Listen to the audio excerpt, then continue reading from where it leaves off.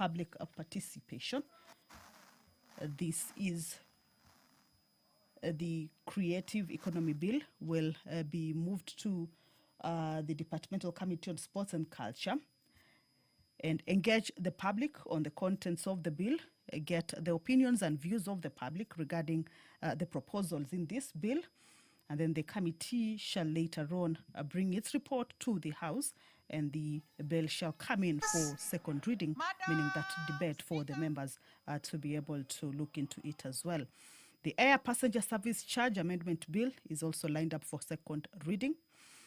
The Trust Administration Bill, a bill originating from the National Assembly, bill sponsored by the government, is also coming up for second reading.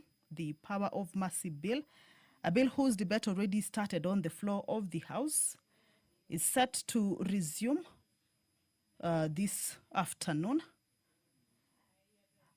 Along the aisle into the National Assembly chambers, that is the Deputy Speaker of the National Assembly, Honorable Gladys Boss. She will be presiding over this afternoon sitting. You will allow me to hand you over to this live broadcast. Good afternoon. Honorable members, let us pray. Almighty God, who in your wisdom and goodness have appointed the offices of leaders and parliaments for the welfare of society and the just government of the people, we beseech you to behold with your abundant favor as your servants whom you have been pleased to call to the performance of important trusts in this republic. Let your blessings descend upon us here assembled, and grant that we treat and consider all matters that shall come under deliberation in so just and faithful a manner as to promote your honor and glory, and to advance the peace, prosperity, and welfare of our country and of those whose interests you have committed to our charge. Amen. Amen.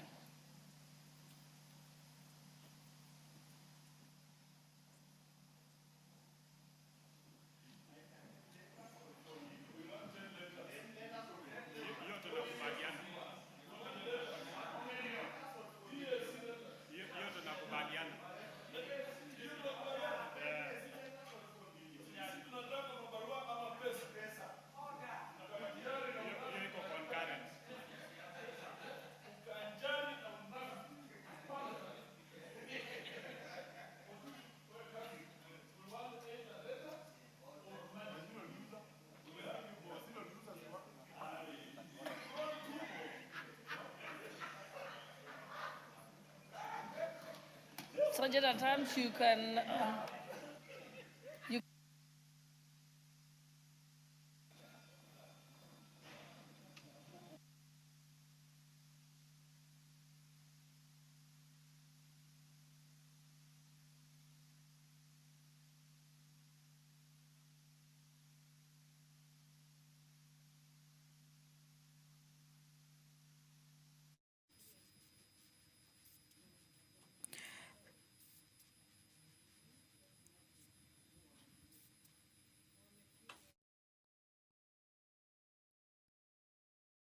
So the prayer has been said and the chair taken.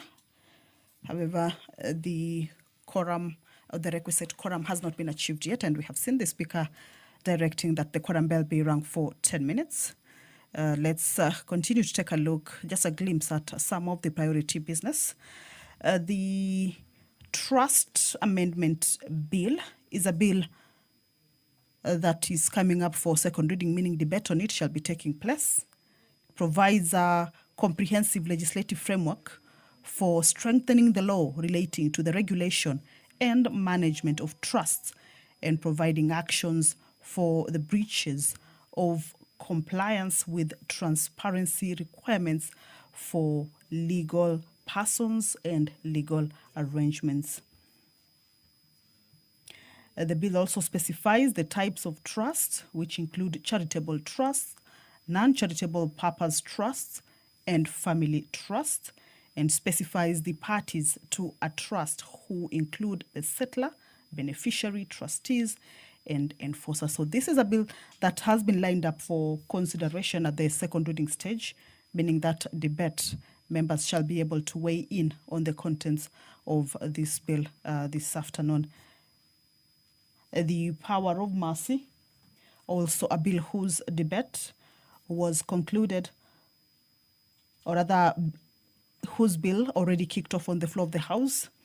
is coming up for resumption of debate.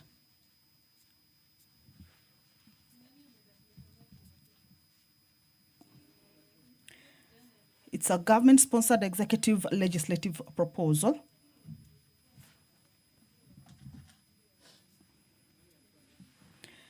that aims at modernizing Kenya's presidential pardon framework under the Article 133 of the Constitution. It is a bill that was referred to the Committee on Justice and Legal Affairs. And the primary objectives of the bill is to operationalize the 4 constitutional acts of mercy, one of them being granting a free or conditional pardon, postponing punishment, substituting a less severe form of punishment, or remitting all or part of a punishment or fine. The bill also seeks to compose or provides for the composition of the advisory committee on the power of mercy, as well as the procedure for appointment of members of the advisory committee on power of mercy, this being pursuant to Articles 133 of the Constitution, Sub-Article 2, Paragraph C, and it also provides for the functions and powers of the advisory committee and provisions on the administration of the advisory committee, including headquarters of the advisory committee, as well as establishment of the advisory committee secretariat and remuneration of the members of the advisory committee. So basically the bill is to give effect to Article 133 of the Constitution, which talks about the 4 key priorities or primary priorities that I had indicated earlier. That is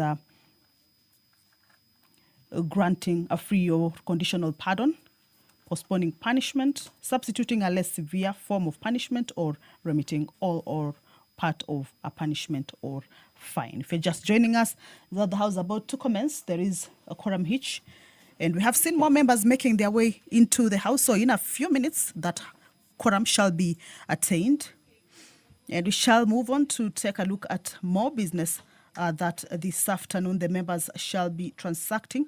You recall that the members last week began consideration of the sessional paper number 4 of 2026 on the National Petroleum Policy, a report that was tabled on the House on Thursday, 2nd July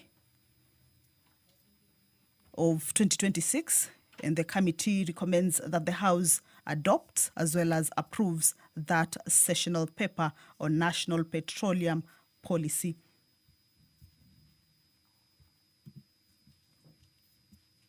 The main objective of the national petroleum policy basically seeks to establish a robust governance and regulatory framework for the oil and gas sector while promoting sustainable exploration, development, and production. First order.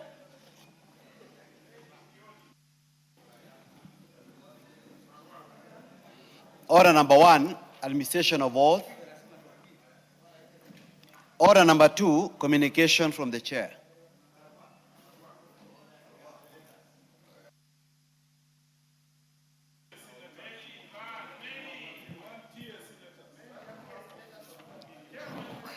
Honorable members, pursuant to the provisions of Standing Order 41.4, I wish to report to the House that I have received a message from the Senate on consideration of the Kenya Roads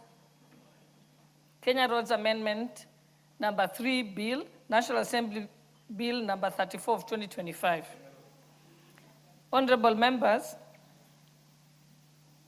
the message conveys that on Tuesday, 4th August 2026, the Senate considered and rejected the motion for second reading of the Kenya Roads Amendment number 3 Bill of 2025. You will recall that this House considered and passed the bill with amendments on 7th October 2025. Thereafter, I referred the bill to the Senate for consideration in accordance with the provisions of Article 110(4) of the Constitution. Honorable members, the decision of the Senate on the bill effectively commits a bill to the Mediation Committee pursuant to the provisions of Article 112(1)(a) of the Constitution. Honorable members, to enable the constitution of the Mediation Committee, the National Assembly is required to appoint 9 members to sit on the committee. I therefore call upon the leadership of majority and minority parties in the House to expeditiously nominate members to represent the National Assembly in the mediation committee. Honorable members, at an appropriate time, I will communicate to the House the members of the National Assembly and the Senate appointed to the mediation committee. The House is accordingly guided. Thank you.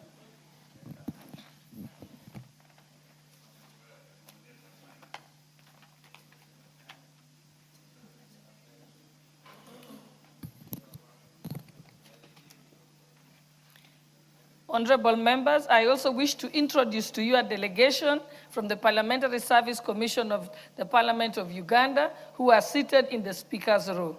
They are the Honorable Susan Jolie Abenja, MP and Backbench Commissioner,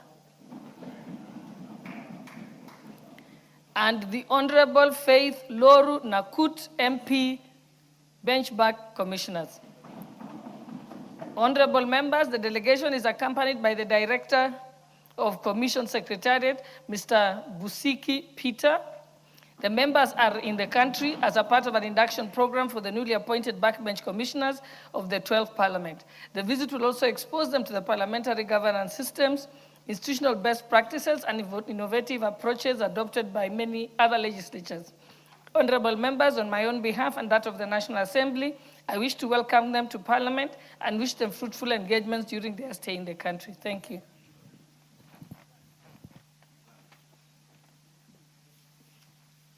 And before we proceed, allow me to recognize the following schools who are seated in the Speaker's Gallery.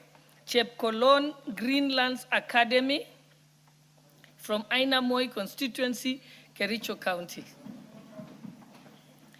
Also seated in the Speaker's Gallery is St. Joseph's R.C. Webuye School from Webuye East constituency, Bungoma County. Okay, next order.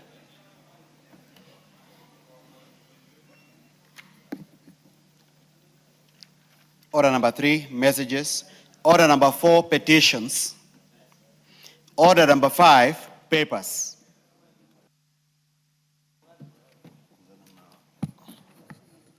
Honorable Speaker, I beg to lay the following papers on the table of the House today, Tuesday, 25th August 2026. A framework agreement on the establishment of the International Solar Alliance, ISA, and the explanatory memorandum from the Prime Cabinet Secretary and Cabinet Secretary for Foreign and Diaspora Affairs, and B, reports of the Auditor General and financial statements for the year ended 30th June 2021, 30th June 2022, 30th June 2023, 30th June 2024, 30th June 2025, and the certificates therein in respect of the following. AIC Saramek Secondary School, Wasingishu County, Akirangondu Secondary, Meru County, Alongoli Mixed Secondary, Busia County, Bishop Njiru Girls Kangeta Secondary School, Meru, Busakala Secondary School, Bungoma County, Chugubu Boys Secondary School, Meru County, Embakasi Girls Secondary School, Nairobi City County, Friends Secondary School, Kimugui Boys, Bungoma County, Gikumene Girls Secondary School, Meru County, Gikurune Boys Secondary School, Meru County, Gogo Mixed Secondary School, Homa Bay County, High Ridge Girls Secondary School, Nairobi City County, Hospital Hill High School, Nairobi City County, Kitogo Secondary School, Nyandarua County, Kotolian Mixed Secondary School, Narok County, Maho Girls Secondary School, Busia County, Masikonde Secondary School, Narok County, Moi High School, Kabartonjo, Baringo County, Muhuri, Mushiri Secondary School, Nairobi City County, Mukodhima Mixed Day Secondary School, Tharaka Nithi County, Mudhambi Boys Secondary School, Tharaka Nithi County,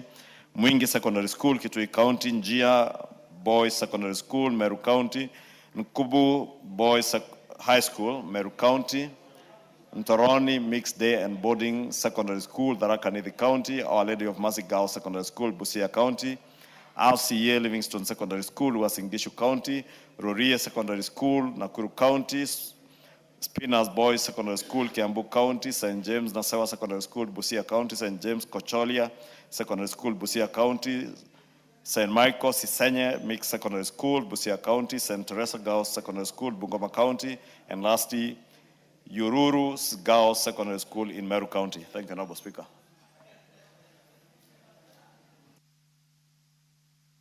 Okay, thank you, honorable members. I will still come back to order number 5, There is papers to be laid by the chairperson of the Education Committee, and when they are ready, then we shall come back to you. But meanwhile, we can proceed to the next order.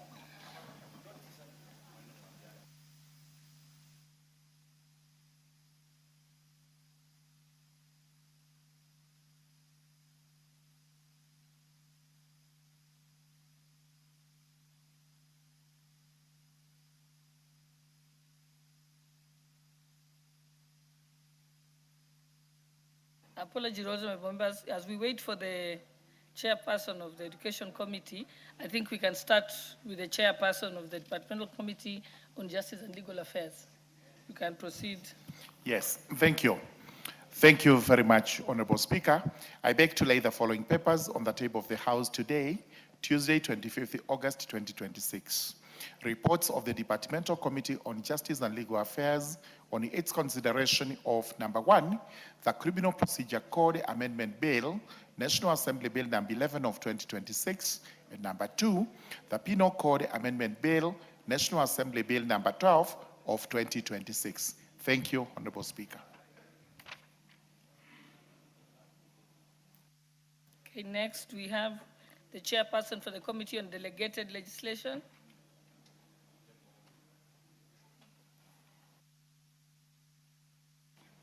Thank you very much, Honorable Speaker.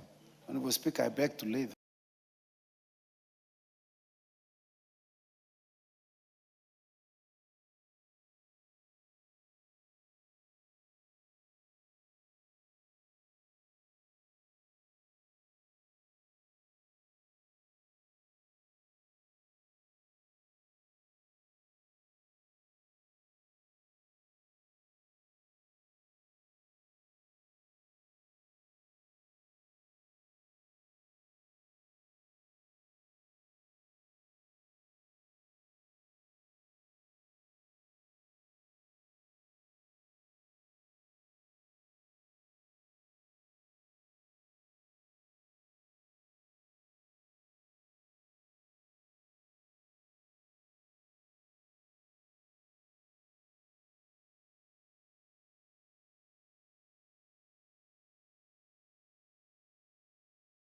This House adopts the report of the Committee on Delegated Legislation on its consideration of the Income Tax Amendment Legal Notice number 15 of 2021, laid on the table of the House on Tuesday, 25th August 2026, and pursuant to the provisions of Section 13, subsection 3 of the Income Tax Act, Cap 4, Chapter 470, this House approves the Income Tax Amendment Legal Notice number 15 of 2021, published as Legal Notice number 191 of 2025. I thank you, Madam Speaker.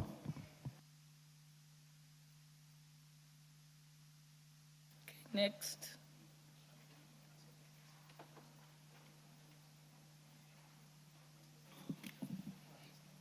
Order number 7, questions and statements.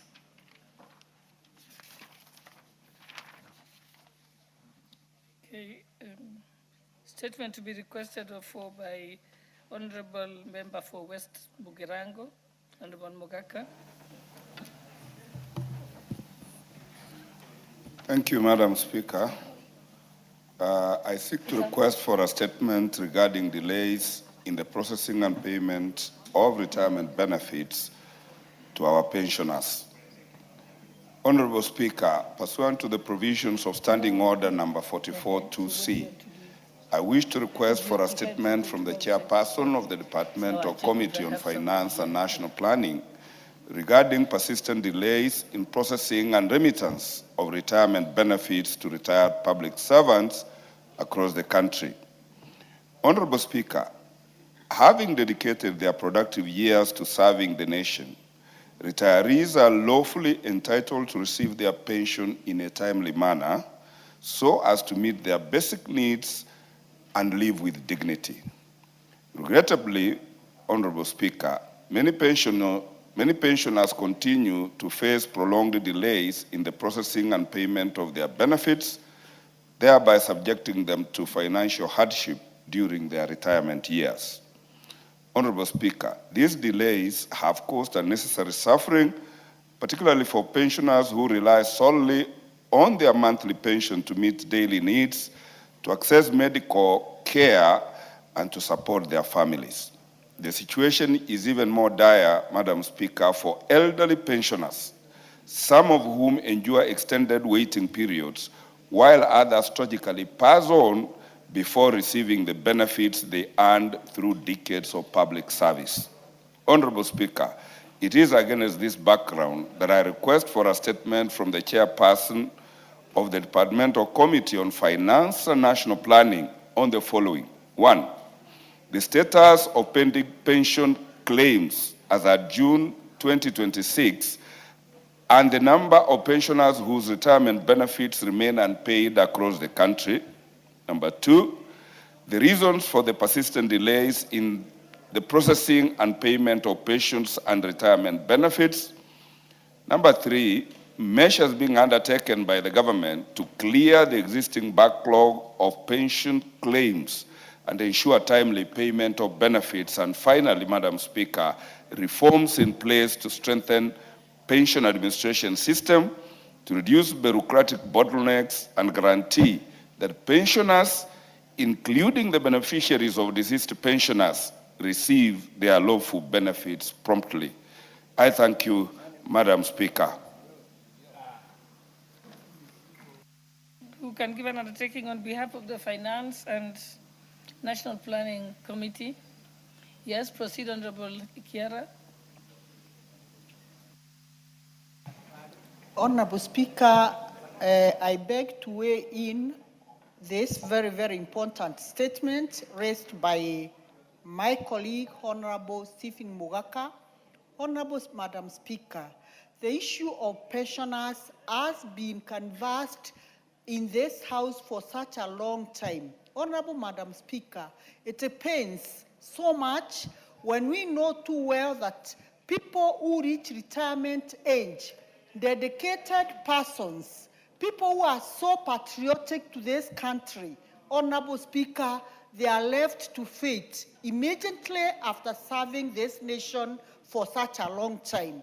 Madam Speaker, it is the high time that this government devises a formula that will ensure that pensioners receive what is due to them immediately after retirement. Honorable Madam Speaker. Honorable Madam Speaker, I support this statement, and I say this time, Honorable Madam Speaker, let's get an answer that will satisfy our pensioners countrywide. Thank you, Honorable Madam Speaker. Okay, Chairperson, for somebody to speak to give an undertaking on behalf of the Finance Committee. Yes, proceed. Thank you, Madam Speaker. I want to thank Honorable Mokaka for raising that issue. In fact, I was from chairing a committee which we discussed a statement by Honorable Kibakendi on the delay of pensions on teachers. And so, Madam Speaker, this is a very great, very serious matter, and my committee will still address this and bring a report in 2 weeks.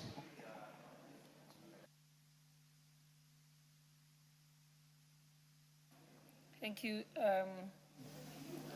Then we have a statement that's being responded to. I'm told by the Transport and Infrastructure Committee. I think Honorable Dawood, were you the one to give the response on behalf of the committee? Yes, proceed. Thank you, Madam Speaker. This is the response on behalf of the Chairman Transport Committee. It's Honorable Speaker, Honorable Member for Madoia, Honorable Dr. Edwin Mugo requested a statement from the Chairperson of the Departmental Committee on Transport and Infrastructure regarding the deteriorating state of Thika Superhighway.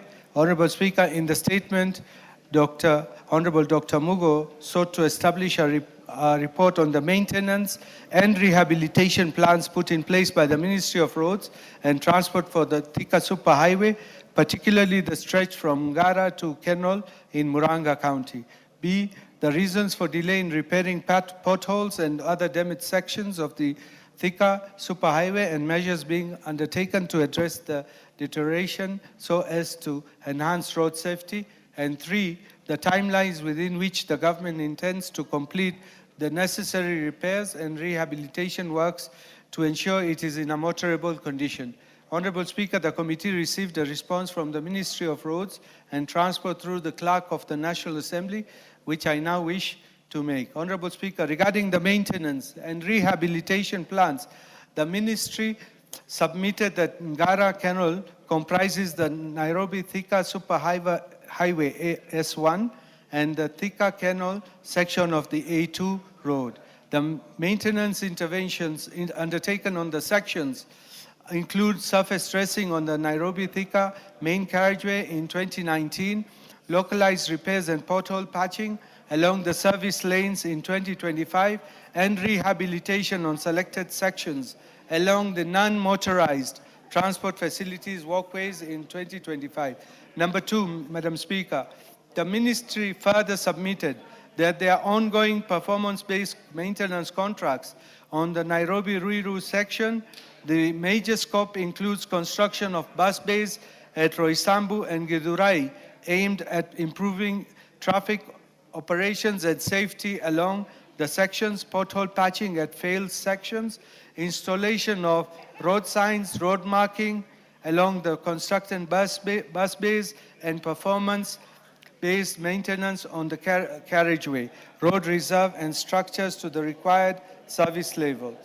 Madam Speaker, number 3, on the Ruiru-Thika section, the Ministry submitted that the scope includes construction of climbing lane along the Blue Post section at Thika, construction of bus bays along Waithaiti section, pothole patching at failed sections, provision of road marking, and performance-based maintenance of the carriageway, road reserves, and structures to the required service level.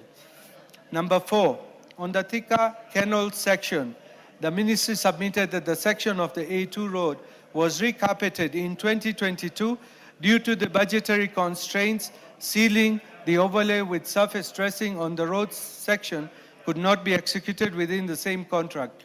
The overlay hence experienced severe raveling resulting from the effects of excess rainfall experienced between October 2023 and May 2024 after the overlay.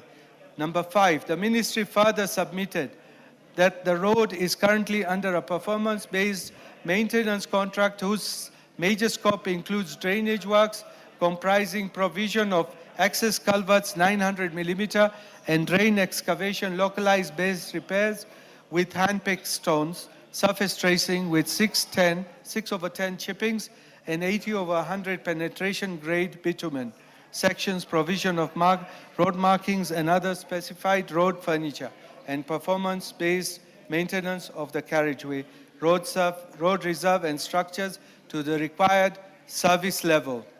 Number 6, due to the budgetary and contractual constraints, the Ministry submitted that the current contract quantities are insufficient to accommodate AC overlay on the severely raveled sections.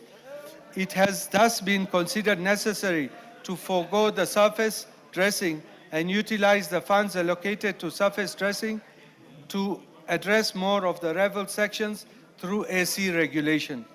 Number 7, the Ministry further submitted that while the traffic loading on Thika Superhighway, Thika Canal, and Canal Marua is considered uniform, faster deterioration is experienced along the Thika Canal section due to the inferior pavement structure. In view of this, the road section requires additional funding for pavement strengthening. In the long term, the Thika Canal section forms part of the government's planned upgrading of the canal, Thika Canal Marua corridor. Implementation of the major rehabilitation and upgrading works will be undertaken subject to availability of funding, completion of procurement processes, and fulfillment of statutory requirements. Number 8, Madam Speaker, regarding the delay in repairing potholes and other damaged sections, the Ministry submitted that since opening of the Thika Superhighway to traffic in the year 2012, the major maintenance interventions undertaken on the highway include single seal surface dressing in 2019. The road has over the years experienced deterioration due to the effects of traffic loading and weather. Number 9, Madam Speaker. The ministry further submitted that the deterioration is particularly pronounced on the service lanes and non-motorized transport facilities due to inherent limitations in the original pavement design. The non-motorized transport facilities were constructed with a 35mm asphalt concrete wearing course, while many sections experience poor drainage that has accelerated pavement deterioration. Similarly, the service roads are constructed with less robust pavement structure than the main carriageway, making them more susceptible to premature failing under the increasing traffic loads. Number 10, the ministry stated that Kenya carries out regular road condition assessments through ARICS, that is Annual Roads Inventory and Condition Survey, DRMIMS, that is Dynamic Response Intelligence Monitoring System, and routine inspections to identify and prioritize critical interventions.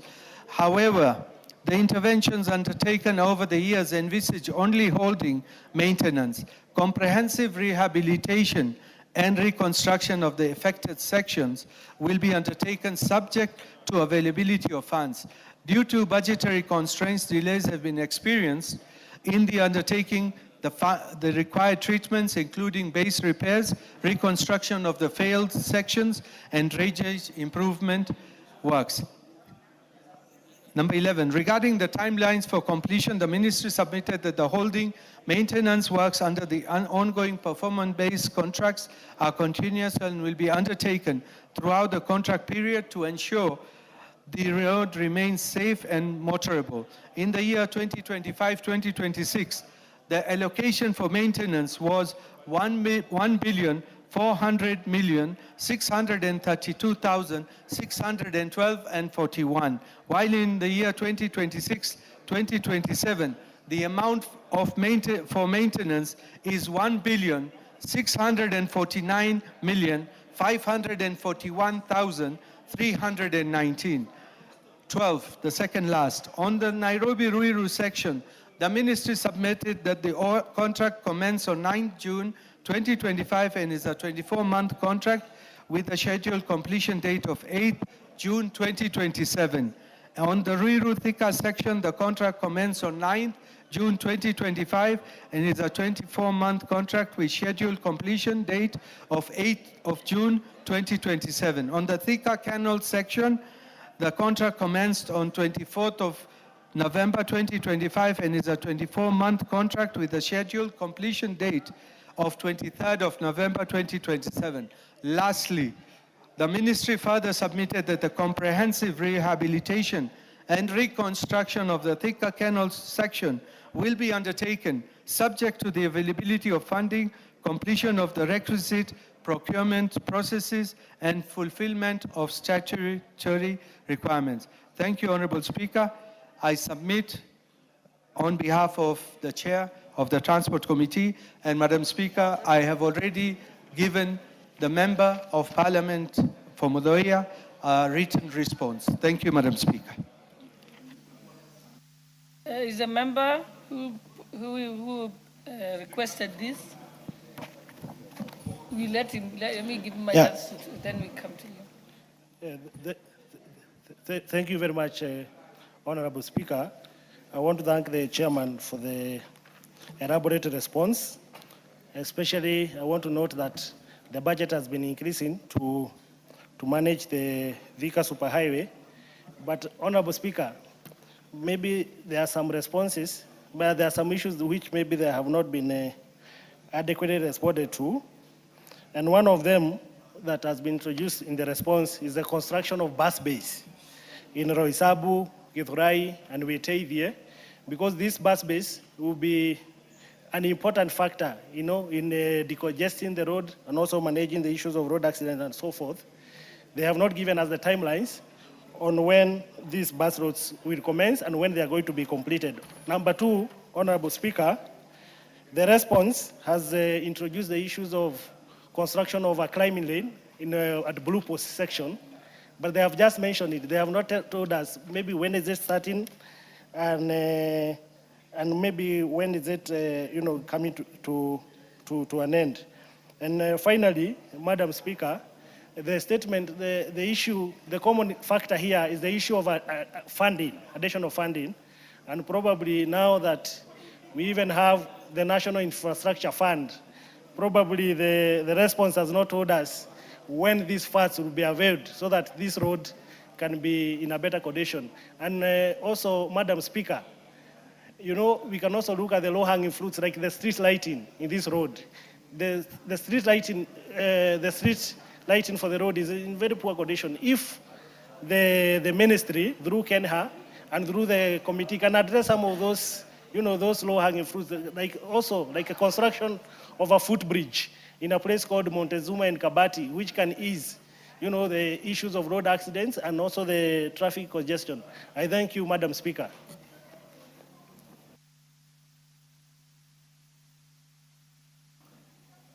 Speaker, with your indulgence, riding on that response from the Chair Committee on Transport to the Honourable Member for Mathioya, although the member for Imenti North referred to Mathioya as Muthioya, it is Mathioya constituency. Honourable Speaker, I know many members may not have been paying attention to your communication, which you communicated on the rejection of a bill that was passed by this House in October of 2025. And we are headed to October of 2026.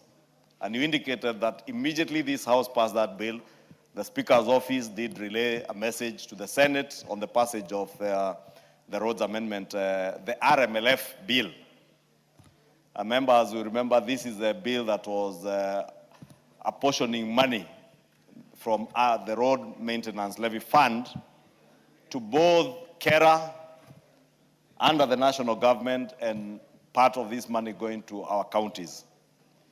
And if members do not pay attention, the Senate has done the unthinkable. They rejected the bill in second reading. Not even with amendments, rejected the bill in totality. This is the same Senate, Honourable Speaker, that purports to be representing the counties. And I'm here left wondering, how are you representing the counties if you are rejecting a bill in totality that is apportioning part of RMLF funds to the same county governments to go and fix roads in your counties and in our neighborhoods, Honourable Speaker? Some of the issues you've had the Honourable Member for Mathioya raising are issues, again, street lighting is a function of the county government. But the member for Mathioya is now taking up the responsibility of lighting up Mathioya constituency because the governor has failed. And the senator for Murang'a, instead of going to push this bill, is rejecting it in totality together with the other senators in the other house. Honourable Speaker, part of what we intended to do with this bill is to ensure that there is no duplication in allocation of funds to roads at the local level, Honourable Speaker. Because what has been happening in our counties, because the public are not aware which road is classified as a county government road and which one is classified as a national government road.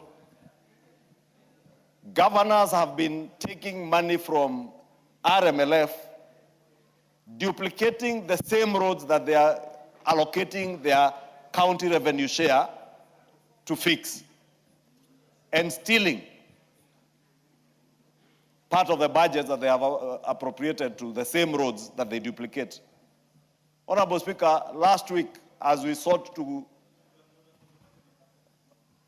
go to committee, or rather discuss the, what is it called? This Kamket bill. The Equalization Fund appropriation bill. The concerns that were there raised by many members, again, touch on duplication. Because the bill, we appropriate money from this house, this money is procured for at the county level by the county CEC officers in charge of finance or procurement for that matter, then they allocate the same projects that they have procured under the equalization fund, they again budget for them in their county budgets because they know the public do not know, Honorable Speaker. But the first accomplices to this theft in the county governments is the Senate. And Honorable Speaker, this rejection of this bill, as much as we go into mediation, and we'll be appointing a very strong mediation committee to discuss with the Senate. But we must express our disgust with the House that is rejecting a bill in totality. You cannot reject a bill in totality. There must be one or two clauses at least, even the title that you agree with. But you know, it's a rejection in jest, Honorable Speaker, and to spite this House. But I want to tell senators, you are not spiting this House. You are spiting the same people you will be going to vote for you next year. They will be asking you, what have you done to make sure that money, RMLF money, gets to counties to fix roads in our neighborhoods that are not being fixed because money is not going there, Honorable Speaker. Therefore, Honorable Speaker, as I congratulate the committee on transport for the response they have done, I wanted to write on that, to remind the House that we have done our bit and we will continue to do our bit as pertains to the allocation of RMLF money, but we must stand our ground to ensure that there is no duplication of allocation of funds to particular roads or even duplication of projects under the equalization fund, Honorable Speaker, because that equalization fund was meant to come and create equity and fairness in the country. But even those counties have been benefiting from this equalization fund, Honorable Speaker. 10 years after devolution, the advent of devolution, there is no change on the ground because of theft at the county level, Honorable Speaker. I miss the days, Honorable Speaker, before these people went to court, when we would appropriate that money here and it would be procured at the national government level. And that is the right thing to do because there is even better equity at the national level than at the county level. Therefore, let me ask that the members will be appointed to the mediation committee to ensure that we buttress the position that we took, that what goes to Kera must remain with Kera. What goes to the counties must go to roads that will not again be duplicated at the county level budgets, because that is what governors have been doing with a clear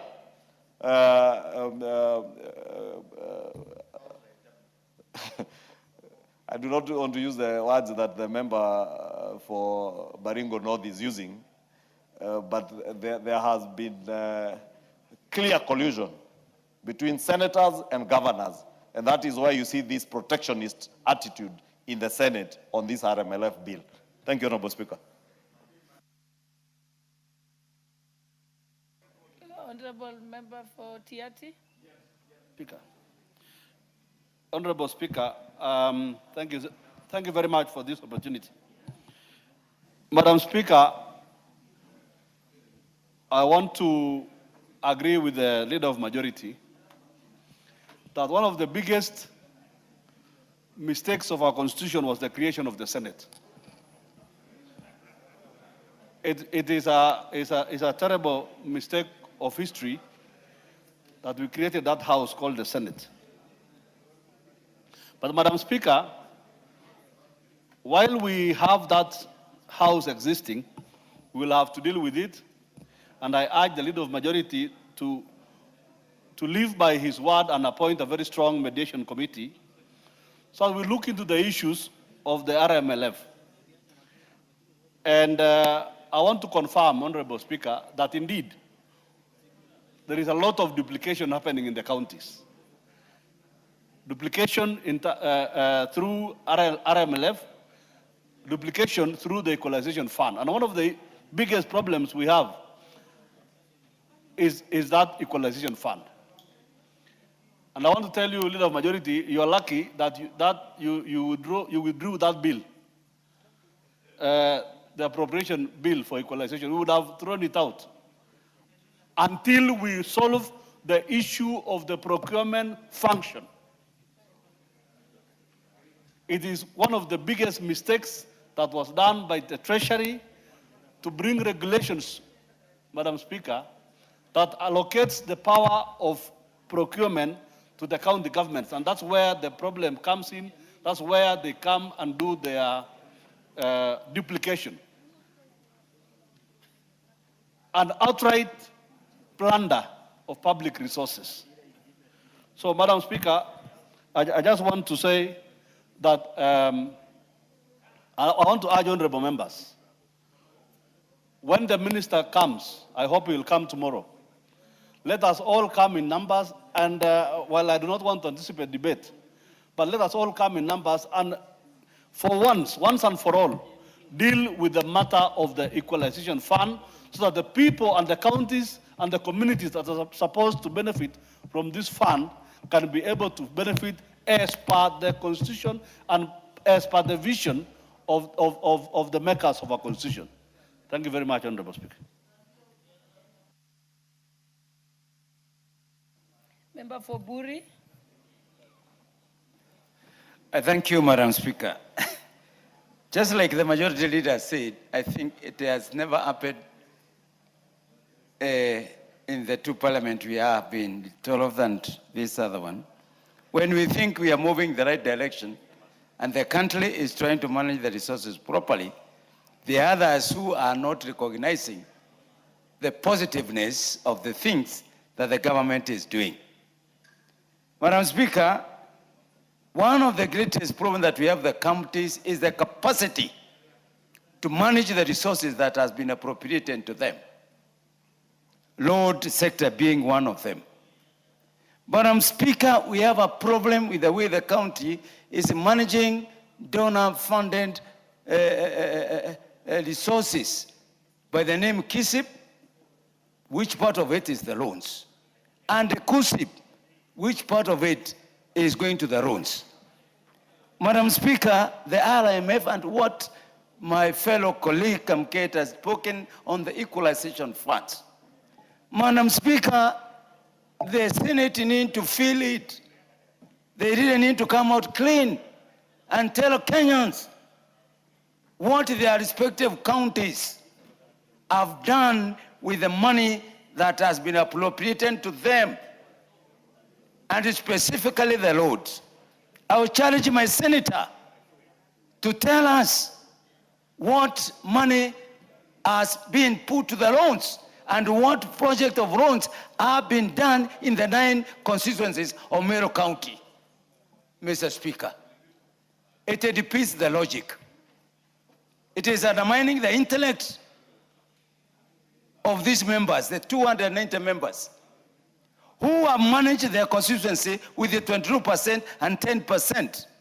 And significant things can be seen in the road sector. Madam Speaker, when everybody is saying, let's give service to our citizens, the Senate is refusing in totality a bill which has a lot of positiveness in it. Therefore, Madam Speaker, we are left wondering, are we serving the same citizens? What is the Senate representing? What are the senators deliberating on development of the counties? If they are in bed with the governors, they need to tell us. But history will judge them.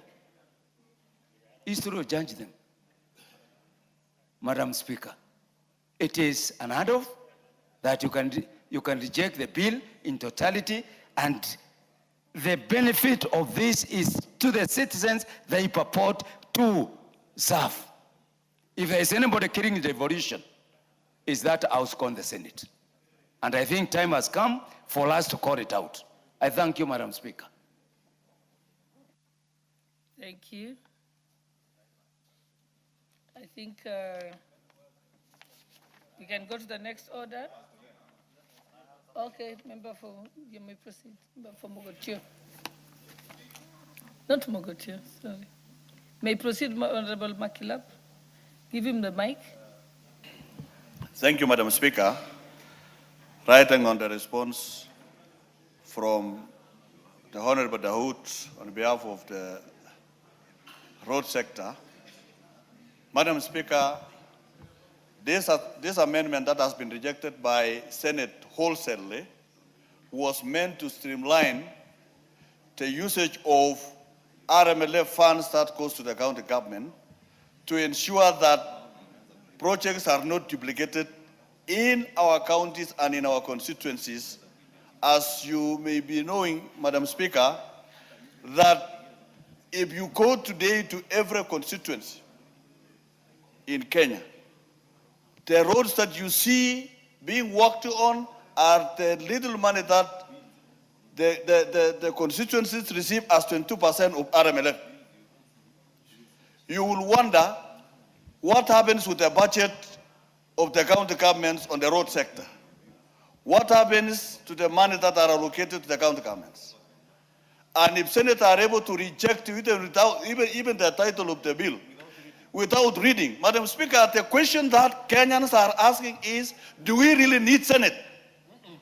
Do Kenyans require Senate? Do Kenyans require Senate? Kenyans do not require Senate. I think Parliament and National Assembly can transact business of this country without the Senate, because the Senate have reduced themselves into oversight in what MCAs are supposed to be doing in the counties. But I'm sure you can remember today, Senate are summoning ministers for security, ministers for education, ministers whose functions are not functions of county government. This is the confusion in this country, that these people must understand the evolution. There are functions in the fourth schedule. The work Senate are doing is what MCAs of Kenya must be oversighting their county governments. Why do we have a situation where Senate summon Minister for Energy, Minister for Education, Minister for Security? What business do they have? That is function of national government. Let them read the fourth schedule. Madam Speaker, this matter must be dealt with now. Just like the Equalization Fund. 30 is the single constituency in this country that receives the highest amount of money for Equalization Fund. But the counties mess up. They are my neighbors. There is nothing to show that the 580 million given to 30 under Equalization Fund has anything to show. Madam Speaker, and I agree with the majority leader, if Parliament is the one appropriating funds for Equalization Fund, then it is Parliament to oversight, the National Assembly to oversight what we appropriate in this house must be oversighted by the members of this house. That's what the law says. So we, in fact, going forward, if there is money to be allocated for Equalization Fund, Madam Speaker, the projects must be itemized in our budget, so that when we pass the Equalization Fund, we pass with projects itemized and costed, Madam Speaker, so that we have real-time projects taking place in our counties. It is a lacuna. In fact, the judges did not read the Constitution properly. What Parliament appropriates, it must oversight it. What the MCAs will appropriate in the county governments, they go on oversight.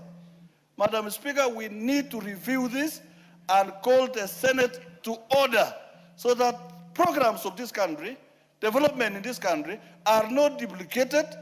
Programs in this country can be able to be felt by the citizens who elected this House of Parliament.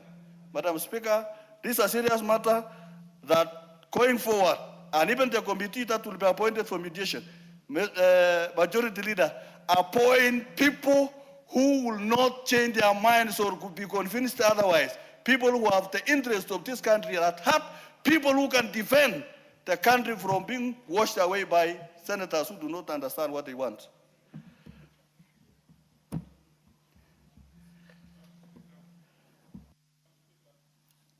Yes.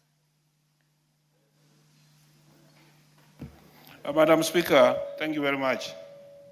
Madam Speaker, I think the greatest mistake that the 2010 Constitution made without knowing is the establishment of Senate.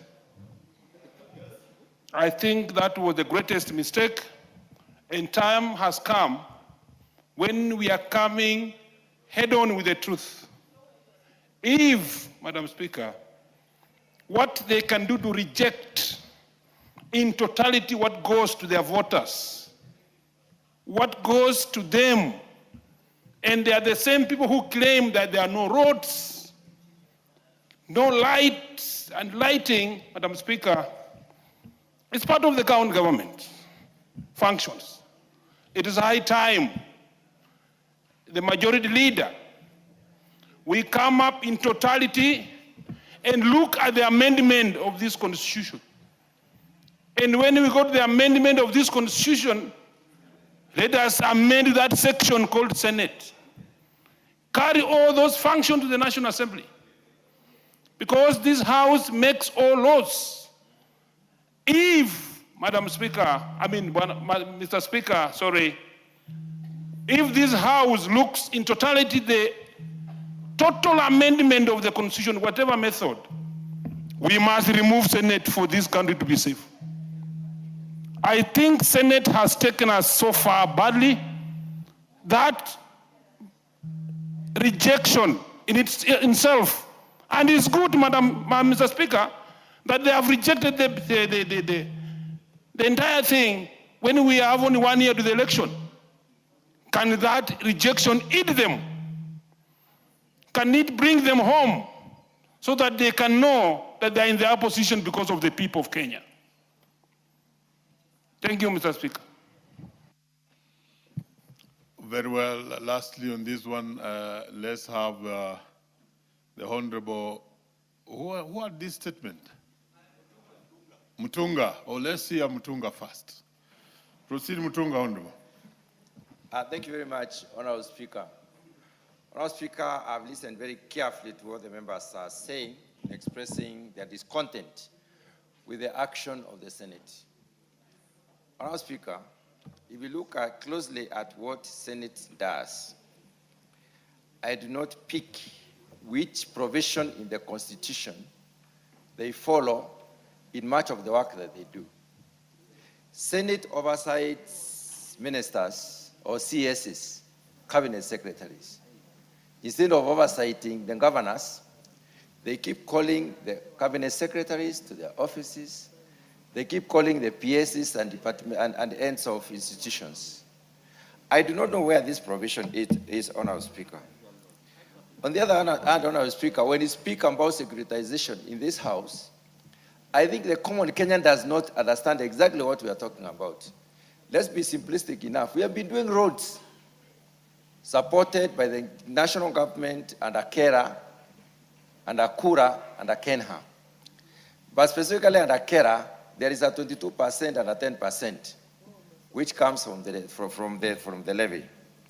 Senate has been eyeing this to pass it on to the governors. Our people know the extent to which governors have done roads in this country. They know the levels of scrutiny they do in oversighting their projects in this country. They know how thorough they are in doing these roads. The separation in terms of national, the urban roads, the highways, and the KERA roads is very clear. But, Mr. Speaker, you will find that the roads assigned to the governors, or in most of the countries, in most parts of the country, are actually either not done, unless where MCAs have stood their guard and forced the governor in place to give them money to do the roads. And they put such money in the budgets. It has not been happening. Mr. Speaker, they used to modernize towns, put cabros on towns. We have seeing very little happening nowadays. We only see senators trying to fundraise for the governors. Honorable Speaker, I've been involved in about 3 mediations. And in all the 3 mediations, there is one common factor that has been under discussion. And the common factor is how much more money do we raise for the governors. That is the relationship between Senate and the county government. Is that preserving and promoting devolution? Is that what Senate was created for? Is Senate a house to fundraise for the county governments? What about the proportion that they are given by this House? And it is declared as share of revenue, that they have been given every year. That is disregarded, Honorable Speaker. Whenever there is any possibility to raise an extra coin, senators go out of their way. And sometimes mediations almost fail because we are not able to agree on proportions. Even the monies, or rather the resources, that target specific commodity and specific commodity roads, they also want such roads to be managed by the governors. And we know this money is not used to do the roads, it is used to travel the world. It is used to do all other odd things. So, Honorable Speaker, I want to join my colleagues in saying that Senate is not necessary in this country. We do not need it. Very well, Honorable Dawood, close this matter. Thank you, Mr. Speaker. Mr. Speaker, Honorable Dr. Edwin has talked about the construction of the bus stops at Roysambu, Githurai, and Waidete. And the timelines, I promise to get back as soon as we are back from recess. Regarding on the Blue Post section where we need the climbing lane, I agree with him completely because I was there on Saturday and it was such a, there was a jam for 2-3 hours. So that one, I will ask the ministry to give us a reply. Regarding street lighting, as my colleagues have alluded, that is under the county government, but we will still ask Kenya about it and the footbridge. Mr. Speaker, I want to just say one thing about what the majority has talked about, the RMLF and the classification. Mr. Speaker, the classification of roads was done in 2015 when Governor Munya was the chair of the Council of Governors, and he insisted, and he had even gone to court for that. And from that time, Class A, B, and C are under the national government. Class D and going down, D, E, and unclassified are under the county government, Mr. Speaker. And when we do the roads, under 22% and 10%, we do even the county roads, as you are aware, Mr. Speaker. So we are doing most of the work which the county governments are supposed to do. And their rejection of the RMLF fund bill, it shows that they do not need that money. Counties do not need. And I've heard some of my colleagues talk about doing away with the Senate. Mr. Speaker, I had put a bill to remove the Senate and move the functions of the Senate to the county assemblies. And we then have a department in Parliament, a committee of devolution in Parliament, because when I was in the CIOC, that's what was happening, Mr. Speaker, but that bill did not go far because it was not approved by the Speaker. But I wish, if it is the feeling of honorable members that we can bring this bill. I know it's a constitutional bill which will require a referendum, but I am still willing to sponsor that bill if it is approved by the Speaker, and then we go to a referendum to remove the Senate completely. We'll remove a headache. Thank you, Mr. Speaker. The Speaker. Just bring the bill, we shall deal with it. Mr. Speaker, I don't have a problem. It is even in the table office. The clerk, Mr. Njoroge, knows about it, but it was not approved. Honorable Dawood, stop name calling. Proceed. I will bring the bill. I will ask for signatures from honorable members. So we do away with the Senate once and for all. The headache goes. Let them go to the county assemblies. The county assemblies, we have, even I had another bill where I was doing away with the governors. I know you are looking for governor, so that we have mayors like what we used to have, mayors of counties. So, Mr. Speaker, we will reply to this as soon as we are back from recess. Thank you, Mr. Speaker. Thank you, honorable members. Thank you, Honorable Dawood. Let's go back to order number 5. Call out order number 5. Order number 5, papers. Chair Education. Thank you, Mr. Speaker. Mr. Speaker, Honorable Speaker, I beg to lay the following papers on the table of the House. Today, Tuesday, 25th August 2026. Report of the Departmental Committee on Education.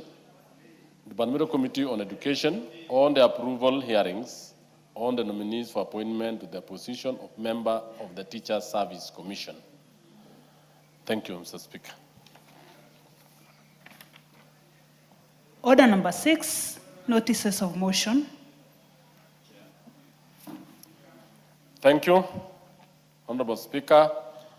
Honorable Speaker, I beg to give notice of the following motion, that taking into consideration the findings of the Departmental Committee of Education in the report on the approval hearings of nominees for the appointment of members of the Teacher Service Commission, laid on the table of the House today on Tuesday, 25th August 2026, and pursuant to the provisions of Article 252B of the Constitution, Section 8.8 of the Teacher Service Commission Act, and Cap 212 and Section 3 and 8 of the Public Appointments Parliamentary Approval Act, Cap 7F, this House approves the appointment of the following persons as members of the Teacher Service Commission.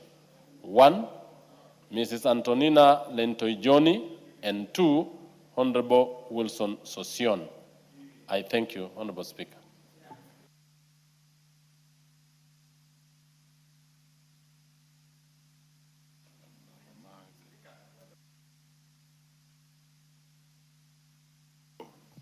What's the matter? What's out of order? Honorable Speaker, when the order was called for chair of the Committee of Education to present papers, many of us here were sitting with anticipation of some good news that each member seated in this House now will be given 10 TSC letters to take to the constituencies. We are disappointed, very apprehensive, very disappointed that he has not done the God's work and he has left us in very bad shape. Honorable Speaker, I don't know what he has to say in respect of this matter. Thank you, Honorable Speaker. Well, that's part of count and banter. Next order. Yes. Order number 8, the Creative Economy Bill, National Assembly Bill number 48 of 2026, first reading. A bill for an act of parliament to nurture and support the development of the creative economy in Kenya by facilitating innovation, talent, research, and entrepreneurship in the sector, to repeal and consolidate the laws providing for establishment, functions, and management of creative economy sector institutions, to provide for government interventions to nurture, grow, and protect the creative economy sector, and for connected purposes. Order number 9, the Air Passenger Service Charge Amendment Bill, National Assembly Bill number 56 of 2026, second reading. Majority Leader. I'll give you, but don't sell. Majority. Honorable Speaker, allow me, Honorable Speaker, to move that the Air Passenger Service Charge Amendment Bill, National Assembly Bill number 56 of 2026, be now read a second time. Honorable Speaker, this is a very short bill that's just about 4 clauses. And the key purpose, Honorable Speaker, of this bill is to further amend the Air Passenger Service Charge Act, Honorable Speaker, that collects money from air passengers, I think about $10 per air passenger ticket. And this money, Honorable Speaker, was being collected by the collector, who is the Kenya Revenue Authority. And all this money was going to KAA, the Kenya Airports Authority. And therefore, what we seek to do now is to amend this, Honorable Speaker, so that instead of all this money going to KAA, or the Kenya Airports Authority, then KAA is forced to distribute parts of what it collects to the other agencies that we made beneficiaries of this particular levy, that we now obligate that the Commissioner will remit these funds directly to the respective beneficiary entities.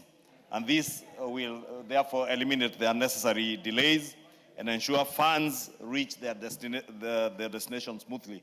Therefore, you do not have to go through one entity to then disburse that money to the other entities.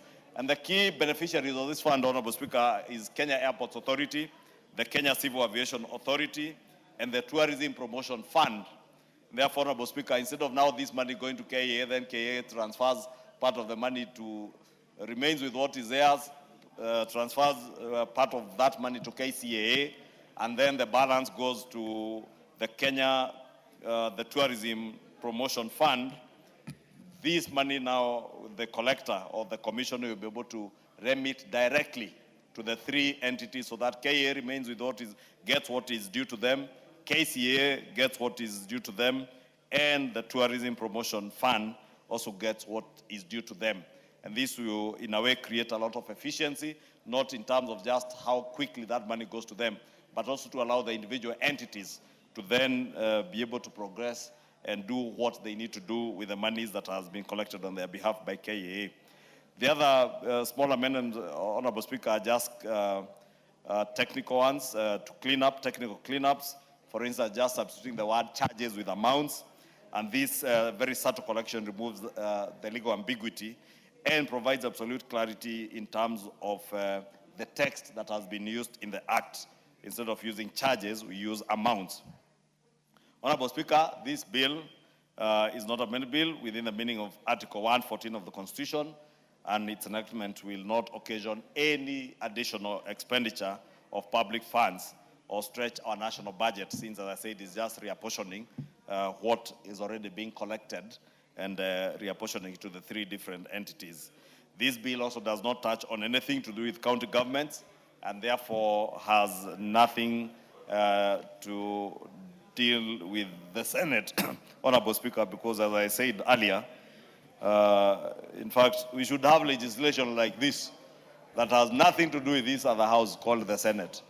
You can imagine if this, such an important bill had to go to the Senate again, and they will reject it in totality, including the title, without reading.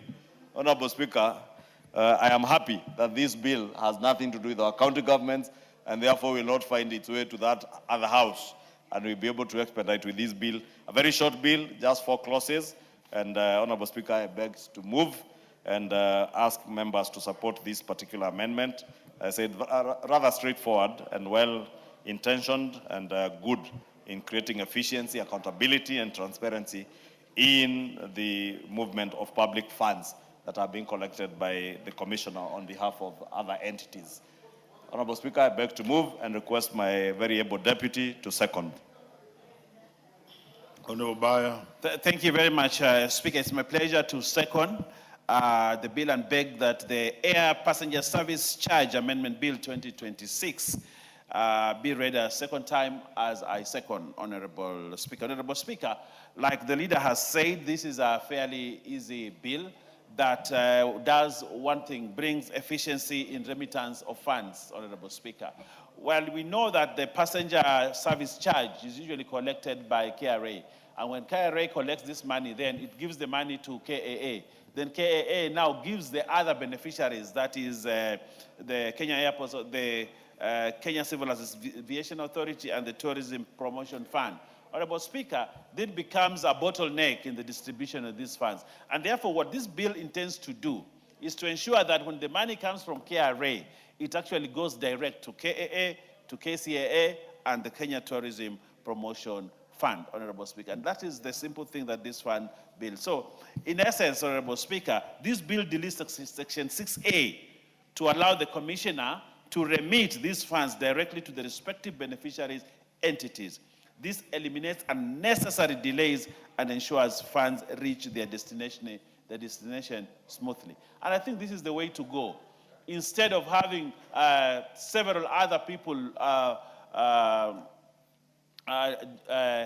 what would I say? They keep the doors, door keeping, Honorable Speaker. We just have funds go straight to the entities. And I think that is the way to go. I think we have had the same thing. I think the President brought in the issue where counties will receive money, and now they have to give money to county assemblies. And I think we have removed that bottleneck, that county assemblies and county governments are entities that should receive money on their own without one being the head boy of the other, or the head girl of the other. That money comes from treasury, goes to county assembly, and also goes to the county government or the county executive. And I think that is a seamless way of doing things. And therefore, I second this bill and request that we pass it within the shortest time to enable these government entities that depend on this money to function efficiently. I thank you and I second. Thank you. Honorable members, let me propose the question, which is that the Trust Administration Bill, National Assembly Bill, number 29 of 2026, be now read a second time. Not that one. Ridikiri Mugambi, you can have the first bite. Thank you, Mr. Speaker. One of the best practices. Order members, I'll take that again before Ridikiri, you proceed with your contribution. I think we are on order number 9. Thank you. I proceed to propose the question, which is that the Air Passenger Service Charge Amendment Bill, National Assembly Bill number 56 of 2026, be now read a second time. Honorable Ridikiri, proceed. Thank you, Mr. Speaker. As I was saying, one of the basic principles of a modern business transaction is to reduce the bottlenecks in between the transitions. Mr. Speaker, elimination of delays and additional time wastage is the best thing that can be done to facilitate quick development ventures. Mr. Speaker, this is very key bill, and I second that we really need to make sure that the transactions are direct to the 3 entities, so without any delay. So, Mr. Speaker, I think these are very basic principles of modern business practice that we need to quicken and support. I thank you, Madam.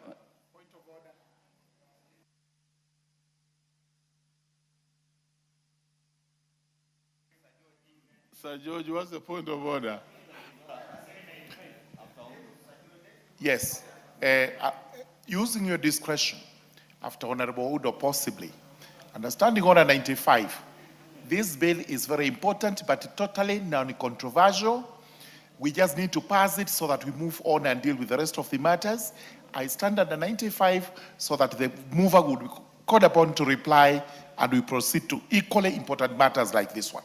Thank you. Very well, Honorable Undo. Thank you, Sir George. Honorable Speaker, allow me to join my colleagues in supporting the bill. The Air Passenger Service Amendment Bill 2026. And as I do so, I just want to bring the attention to the people of Kenya that ordinarily when you buy an air ticket, those who are privileged enough to fly, if you are doing a foreign trip, you pay 50, equivalent $50 US, and if you are doing a local one, 600 shillings for an internal journey. Honorable Speaker, and that amount is spread, is shared between Kenya's Airports Authority, the Kenya Civil Aviation Authority, and the Tourism Promotion Fund. So it's the essence of the amendment, Honorable Speaker, that while in the past you used to go to a certain channel before it's distributed, this time it's going to directly to the beneficiary organizations. However, Honorable Speaker, and he says, after deducting the expense of Kenya Revenue Authority for the collection of the charge. Honorable Speaker, probably at this particular moment, it would have been neater to set the threshold of how much KRA will charge for these services rendered. But for the purposes of expediting the process of distribution, let's support the bill. Probably if there will be any need in the committee of the whole House, we might have to set the specific amount or a percentage of how much KRA can retain for purposes of executing their duties mandated to them under the Constitution and the relevant legislation. For that, on those few remarks, Honorable Speaker, I support.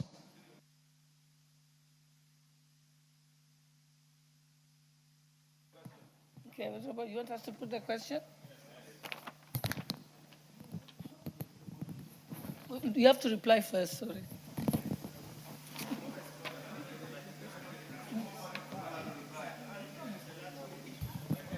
Honorable members, I now put the question that the mover be called to reply. Will as many as of that opinion say aye? Aye. Will as many as of the contrary opinion say nay? The ayes have it. Proceed, Honorable Muruga. Thank you, Honorable Speaker. Honorable Speaker, as you heard, everybody supported this bill. It's quite a straightforward bill, and I beg to reply and thank all the members who've contributed.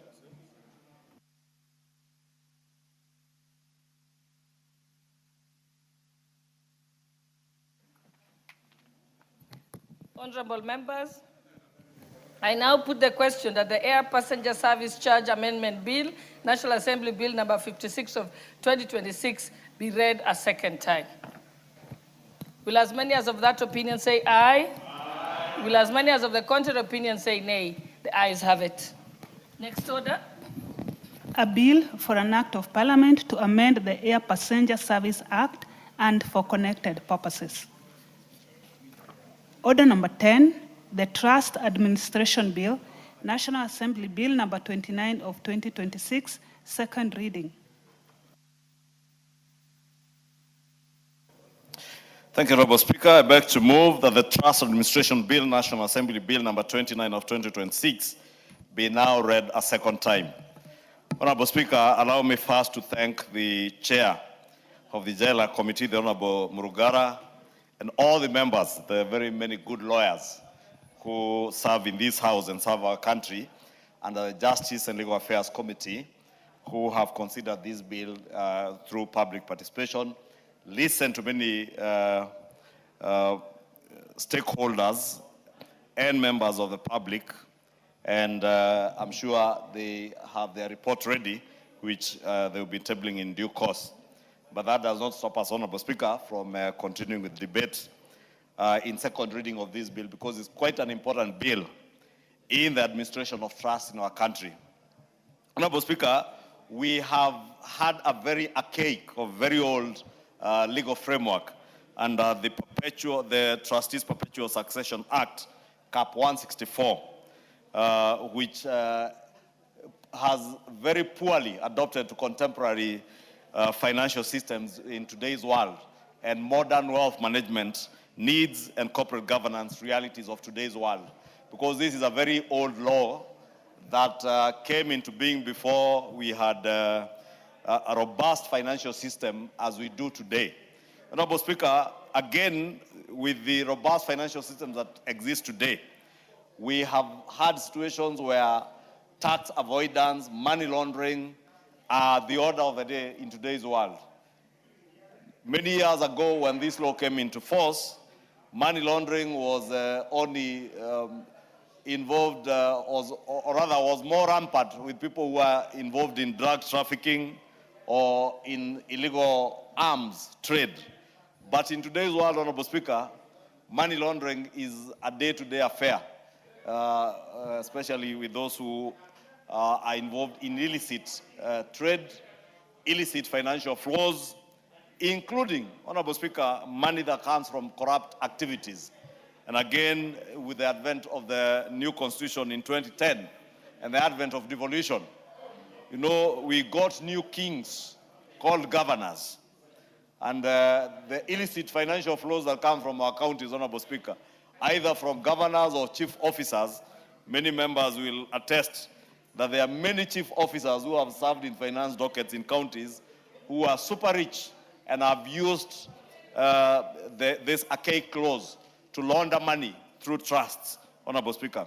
Therefore, the key objective of this bill, Honorable Speaker, is one, to provide for the creation and recognition of different forms of trusts, including charitable trusts, the non-charitable purpose trusts, and family trusts.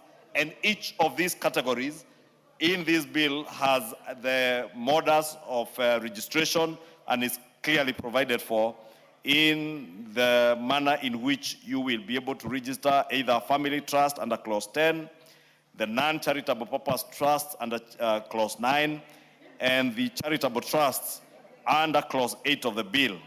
And from Clause 8 all the way to 10, Honorable Speaker, it defines each of these categories of trusts and how they will be registered, what you need to register, the number of people that you need, either in natural persons or corporate trustees.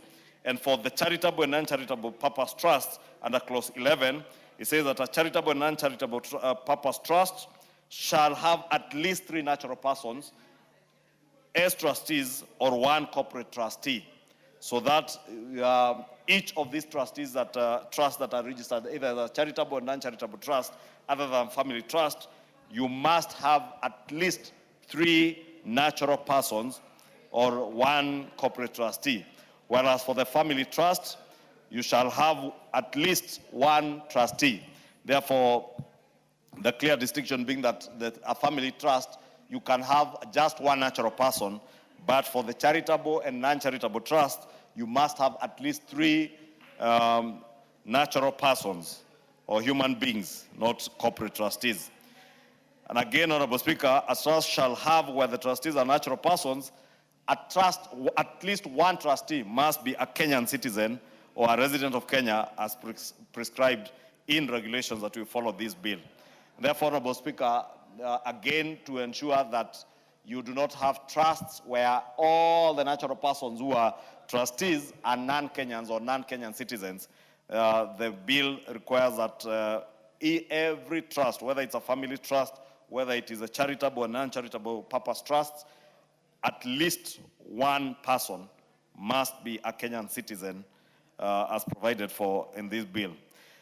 The second objective, Honorable Speaker, is to provide a very clear statutory framework governing trusts and to promote certainty, transparency, and accountability in the administration.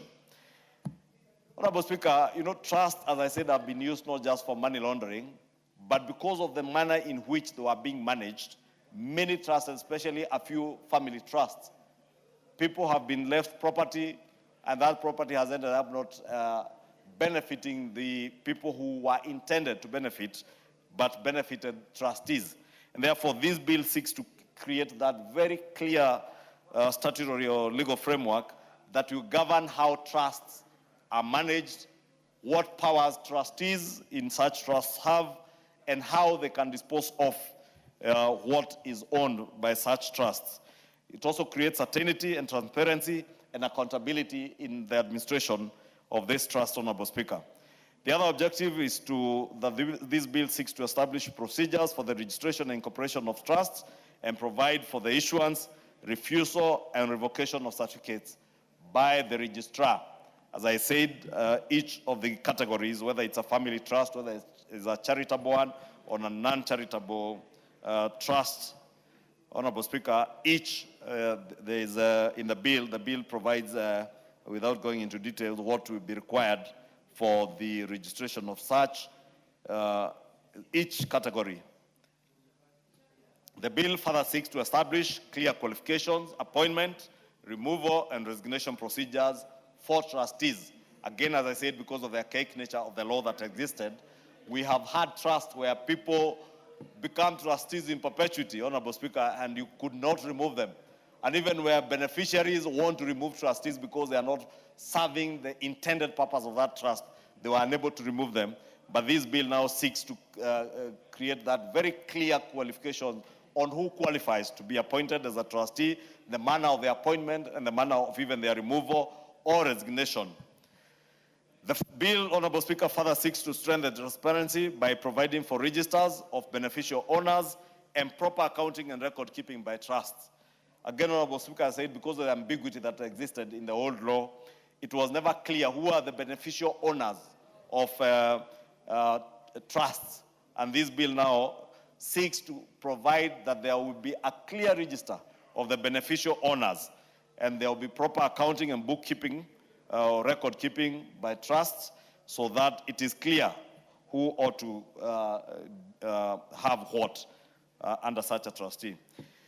One of the other key aspects or key objectives of this bill, Honorable Speaker, as I said, is to combat illicit financial flows, ensuring that all domestic trust instruments cannot, under any circumstances, be maliciously subverted for money laundering or tax evasion strategies, because as I said again, we have seen people registering trusts either to move illicit financial flows or to facilitate the movement of illicit financial gains or financial flows, or to subvert payment of taxes. Therefore, this bill seeks to ensure that we tie all the knots to ensure that trust will no longer be used to subvert our tax laws or indeed subvert our combation or our fight against illicit financial flows. Honorable Speaker, as I said, this bill also seeks to move with the modern financial architecture in the world, because people have become very creative and very innovative. You remember, Honorable Speaker, we just enacted the Anti-Money Laundering Act last year but one. And therefore, we need to realign this law also to ensure that it aligns to the Anti-Money Laundering Act that is already in place to ensure that trusts are not being used to facilitate illicit financial flows or money laundering. Honorable Speaker, the bill introduces distinct operational criteria, as I said, for the three major classifications, that is the charitable trust, the non-charitable purpose trust, and family trusts. Clause 11, as I had mentioned, Honorable Speaker, sets the minimum number of people, natural persons that will be there under each of the categories, creating a clear distinction between the non-charitable purpose trust and charitable trust to have at least 3 natural persons as trustees, and family trust to have at least 1 natural person as a trustee. Honorable Speaker, the bill legally formalizes the role of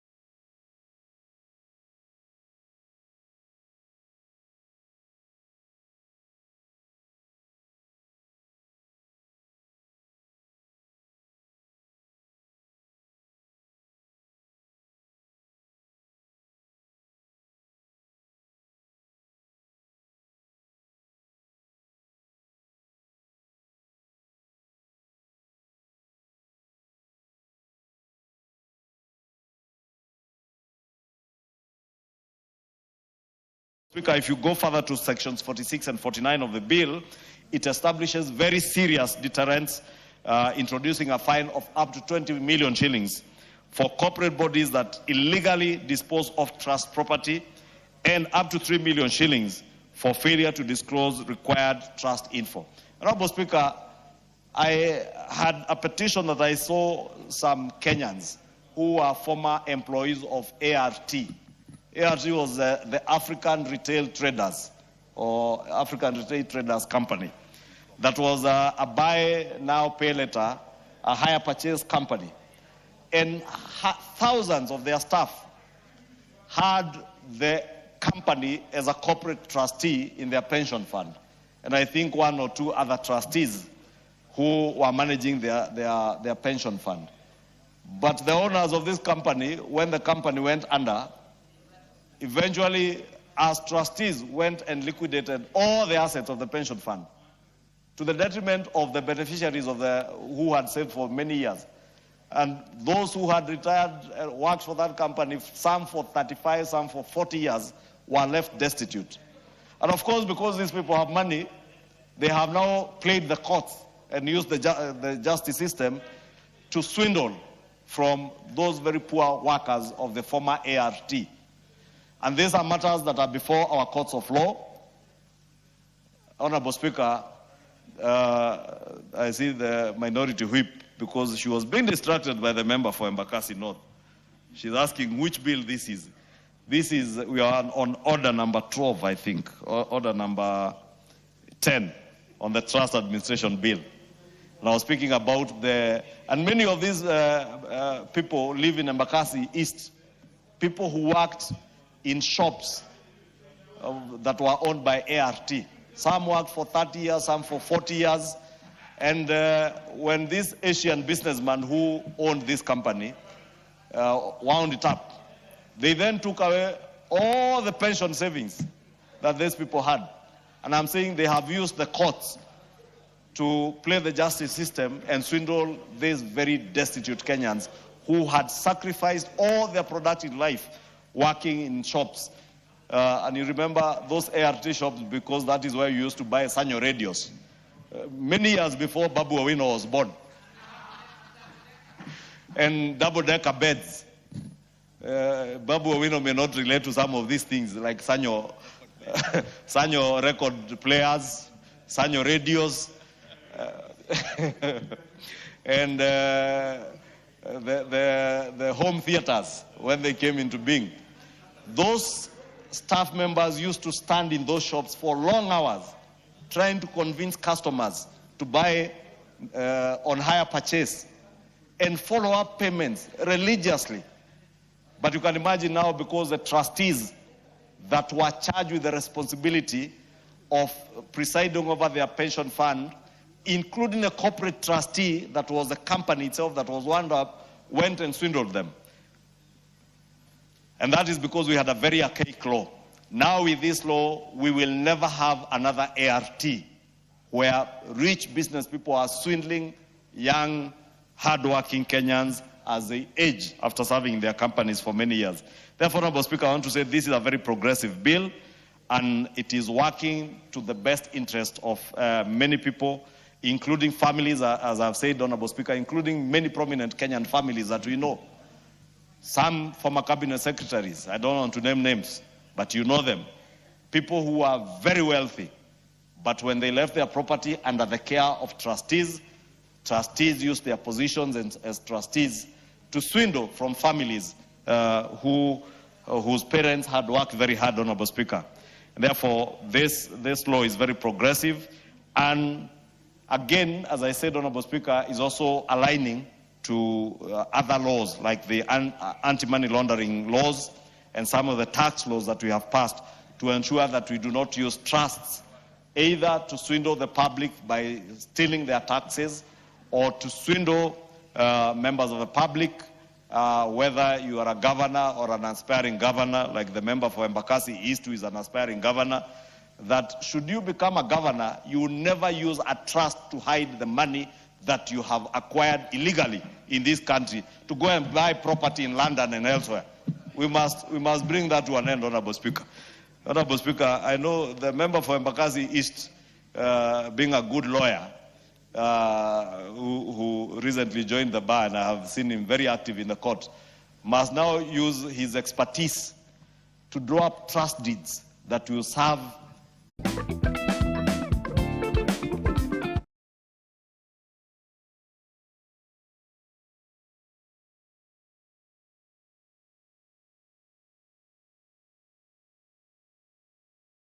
the opportunity to be able to contribute and say that this House has a very solemn duty to pass such laws that protect families, protect family legacies, protect generational wealth, safeguard public charitable funds, and enhance corporate accountability across all sectors of our economy, as I said, including pension funds, where we have trustees that preside over money, the management of our resources on our behalf, including our own. We now have our own post-medical scheme that we have appointed a number of people as trustees. We must be able to hold them to account under this law. And therefore, Honorable Speaker, I beg to move, and I want to request my very able deputy to second this bill. Thank you, Honorable Speaker.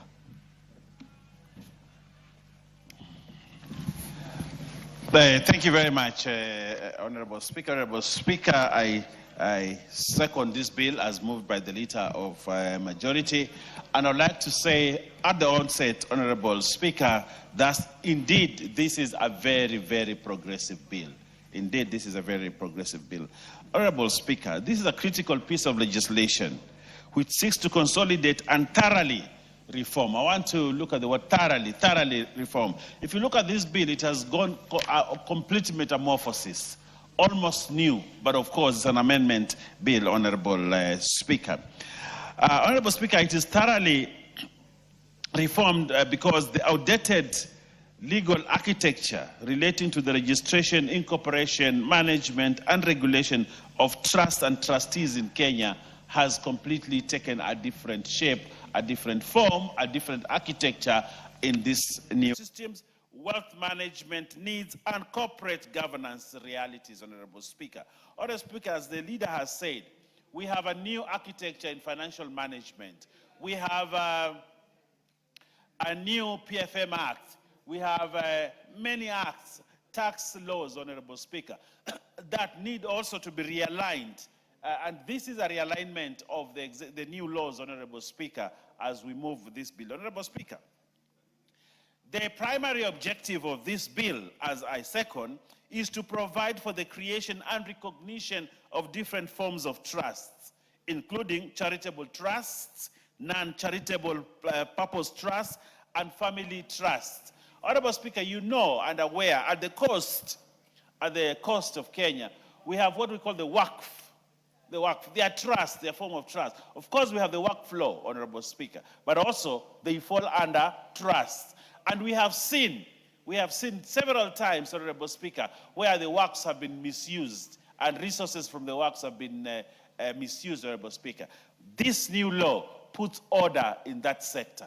This new law puts order in that sector to provide a clear statutory framework governing trust and to promote certainty, transparency, and accountability in the management and administration of trust. Honorable Speaker, it also seeks this amendment bill to establish procedure for the registration and incorporation of trusts and provide for the issuance, refusal, and revocation of certificates. So we are going into a different new realm.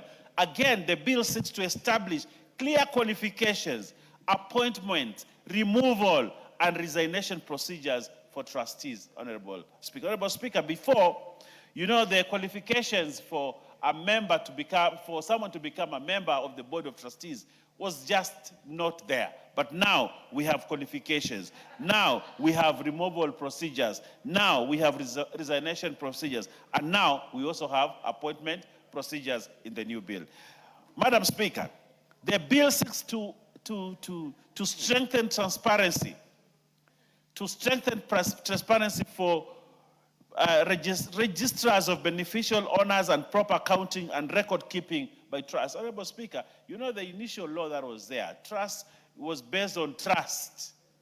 I want to repeat that, Honorable Speaker. Trusts were based on trust. You know, and you'd put a trustee just because you trust the trustee, not because there are regulations that governed, the management. So a key milestone in this bill, a key milestone, and which the leader of majority has spoken about, is to combat illicit financial flows. Many times people set up trusts and they use those trusts as conduits for illegal funds, illegal money, Honorable Speaker, from abroad and from the Cayman Islands and from any other offshore accounts. And that money would actually find their way into the country. But with this law, Honorable Speaker, we are able to combat illicit flow of financial, combat illicit financial flows into the country, ensuring our domestic trust instruments cannot be maliciously subverted for money laundering or tax evasion. What are the key reforms in this law? What are the key reforms in this law? The core reforms and key amendments in this law, Honorable Speaker, I want us to go faster so that the Honorable Ochieng can understand what we are doing, Honorable Speaker, the bill introduces distinct operational criteria for 3 major classifications: charitable trusts, non-charitable purpose trust, and family trust. Those 3 are being distinguished, Honorable Speaker, in this law. Honorable Speaker, the Honorable Cheng also needs to understand. Allow Honorable Cheng to give his point of order. Honorable Speaker, as a lawyer, not just a lawyer, but a very senior lawyer in this country, the Honorable Fire can't possibly teach me nothing in law. Maybe after you contribute, maybe I'll tell you a few things you'll have left out. Okay. Yes. Honorable Speaker, this is a new law. So the Honorable Ochieng cannot purport that he understands this law because it is new. He doesn't understand. So let me teach him a few things. It's new in Kenya, but not new in the international world. It's in England for years, it's been in the US, so it's only new to Kenya. Okay. And we study international law. Yes. So, Honorable Ochieng, in this bill, Section 11 sets a minimum of 3 natural persons or 1 corporate trustee. 3 natural persons or one corporate trustee for a charitable and purpose trust, while introducing a minimum requirement of 1 trustee for family trusts. So it distinguishes how many trustees can be in a trust, especially which is a charitable trust or it's a purpose trust, Honorable Speaker. And then for family trusts, only 1 member is admissible as a trustee, Honorable Speaker.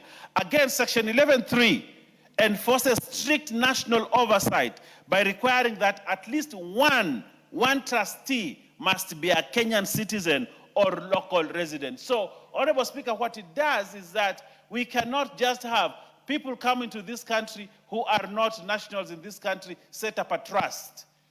For every trust that is set, and this is very important for those out there who would like to set up trusts, for every trust that is created, at least a Kenyan must be on the board of trustees, Honorable Speaker, not just foreigners, Honorable Speaker. And I think that is very, very important to safeguard the national oversight of the trust. Honorable Speaker, the bill legally formalizes the role of a trust enforcer. I think the leader of majority talked about the trust enforcer under Section 14 to provide check and balance parameters of a trustees while preventing the enforcer from doubling up as a trustee or profiting from the same office. So the bill in Section 14, Honorable Speaker, creates the office of a trust enforcer. Now this trust enforcer, we have been careful in this bill to try to create a balance, a check and balance, so that the trust enforcer does not actually collude around to become a trustee himself, Honorable Speaker. So the trust enforcer is very important, but this bill helps to create checks and balance. So that office is created so that he does not profit from the trust or makes money from the trust. Honorable Speaker, Section 32 provides a clear procedural path for the incorporation of a trust in the country, granting it perpetual succession, full legal personality, and the capacity to sue, to be sued and hold property in its corporate name. Mr. Speaker, the bill places strict fiduciary duties on a trustee. Sometimes trustees would just be their trustees. They do not know that they are responsible for the fiduciary alignments within the trust, Honorable Speaker. And therefore, Honorable Speaker, this is, as said, a very progressive bill. A very progressive bill. Honorable Speaker, if you could add me a minute, I would finish what I'm saying. Honorable Speaker, Section 62 completely outlaws any indemnity clauses in trust deeds that seek to limit or exclude a trustee's liability for gross negligence. Honorable Speaker, this is a very important. Section 62 is 63. 62 is very important. You know, for many years, Honorable Speaker, a trustee would make mistakes along the way. And then he uses the indemnity clause and says, you know, it was the trust and not me. And not me. So he distinguishes himself from the trust and himself, and therefore can run away when mistakes are made and when funds are lost. In this bill, Honorable Speaker, we are saying that Section 62 completely outlaws any indemnity clauses in trust deeds that seeks to limit or exclude trustees' liability for gross negligence, willful misconduct, or dishonesty, Honorable Speaker. So when you have been appointed as a trustee, you are liable to the mistakes that you make. When you make mistakes, we will hold you liable and accountable for the mistakes that you make. In conclusion, Mr. Speaker, this bill also provides that trustees must retain precise records and accounting data for a minimum period of 7 years. That record must be there. You know, some people destroy records and run away and say there was no record, but records must be kept. As I conclude, Mr. Speaker, this bill provides a modern, watertight legislative architecture that seals the loopholes historically used to hide illicit wealth or evade tax liabilities through unregulated trust. Now we are regulating trust. You cannot evade taxes. You cannot run away from responsibility of the trust, Mr. Speaker. Mr. Speaker, by anchoring strict penalties of up to 20 million, and this is fundamental, 20 million fine for rogue corporate trustees. Honorable Speaker, if we have a rogue corporate trustee, Honorable Speaker, you'll be fined up to 20 million and mandating the registrar of beneficial owners that you have to run a clean trust. You have to run a transparent trust. You have to run a trust within a global competitive financial destination, Honorable Speaker. Honorable Speaker, I second and request members of this House, the gallant soldiers and men and women in this House, to support this bill so that we have a robust financial management system within the trust in this country. I beg to second. Because the leadership agrees that trust by their very nature are very good things. And so we are just regulating to make it work better for our country. All members, I propose the question that the Trust Administration Bill, National Assembly Bill number 29 of 2026, be now read a second time. The member for Chapalungu, I want to hear from you on this. Yeah, thank you so much, Honorable Speaker. As I rise as well to support the bill that is before us, it is paramount as well, Honorable Speaker, that we realize the importance of this particular bill, that we not only trust by believing, but now we trust by having regulations laid down properly on who is going to govern the trust that people live. Honorable Speaker, we have had many challenges, we have had many court cases, only by a mere person believing in one person based on trust. And to that effect, Honorable Speaker, this particular bill is very clear, it is very straight, it's non-controversial, that it is better for this country now to have a better regulation and rules that is going to govern the creation and the management, and wherever there is need for closure, the closure for trust that people have. Honorable Speaker, I would like to rise and to support this particular bill. Thank you. I'll say the member for Tigania West. Thank you, Honorable Speaker, for the opportunity to support this bill. Honorable Speaker, this is a very important bill that we are discussing this time. Honorable Speaker, we've been having many trusts that are not properly guided, and it has presented various forms of challenges.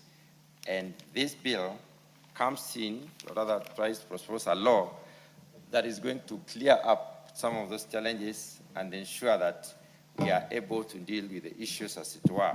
Honorable Speaker, coming into the bill itself, it gives very clear interpretation of the terms that are going to be used, in the sense that I took particular interest to get to know whether we are very clear in terms of the issues that have been befalling some of the trusts. Honorable Speaker, I've served in a trust in two instances.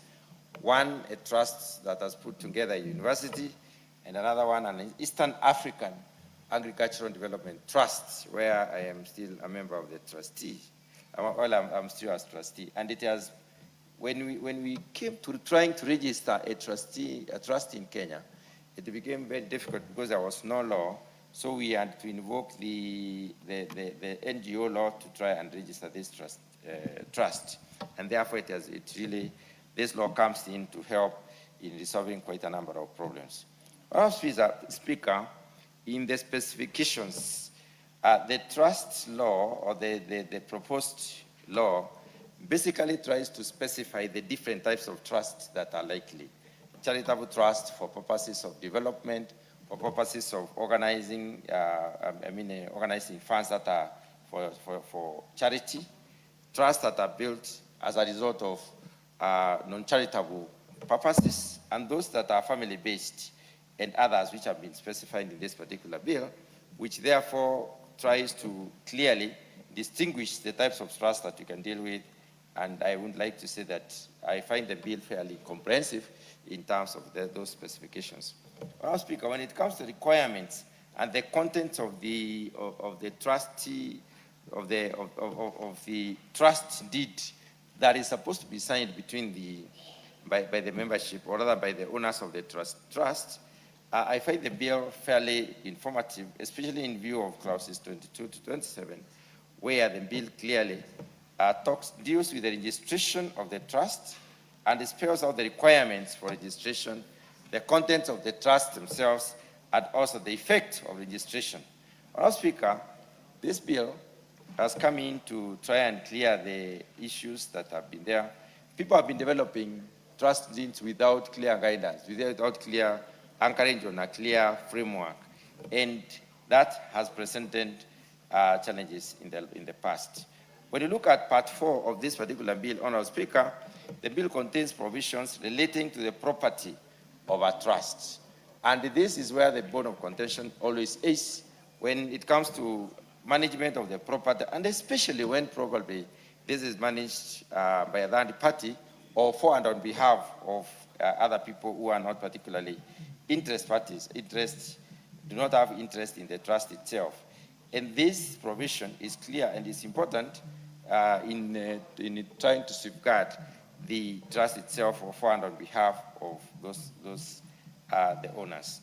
Honorable Speaker, I take particular interest in clauses in Part 7, which basically deals with the duties and the general powers of a trustee in relation to their trusteeship and the trust property and the beneficiaries. Where property is concerned and where swindling of the beneficiary is in focus, this area has been terribly misused. People have been swindled property.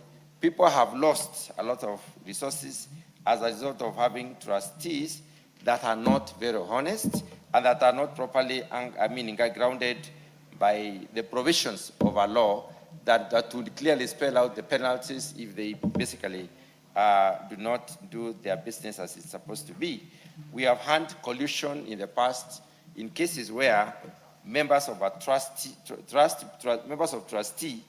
end up distributing or sharing the property of trust, and therefore basically swindling the owners of such property. The idea of defining the beneficiaries and and the managing, the trust on behalf of the beneficiaries is clearly acted upon in this particular law. Madam Speaker, when I look at the part 8 of the bill is very clear in providing for remunerations. And this is another area which has been changing over time. Remunerations, indemnity and liabilities of the trustees themselves. The remunerations of the trustees may change if there is no proper guideline.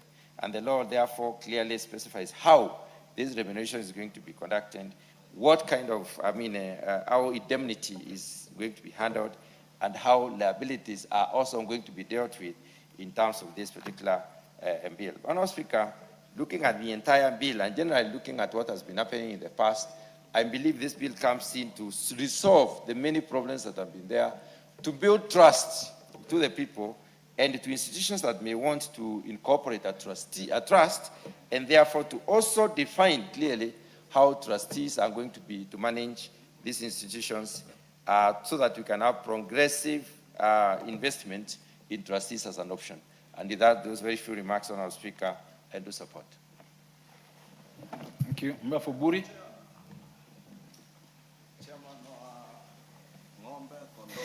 Thank you, Mr. Speaker. I think this is a very important bill because there are a lot of properties that are left in trusts. Money is left in trust, money, properties, land, assets are left in trust, and the cetera's mind is to have the continuity of these properties. Mr. Speaker, being entrusted with this create a very important in the future of one's property. My church has a lot of property, and this property is managed by a trustee. Many social groupings have trustees of the activities and the money that they have. One of the greatest problems that has been there is the guidance on how the management of the trusts is being conducted. And this bill sets that. It sets the system through which the trustees will manage the trust property that has been entrusted to them. In many cases, the cetera imagines how its beneficiaries will come and will take the advantage of the property that they have. In the mind of the cetera, Mr. Speaker, the beneficiaries needs protection. The beneficiaries need to be guaranteed that what the cetera earned in mind will be achieved. And therefore, this bill is taking very keen interest to the beneficiaries.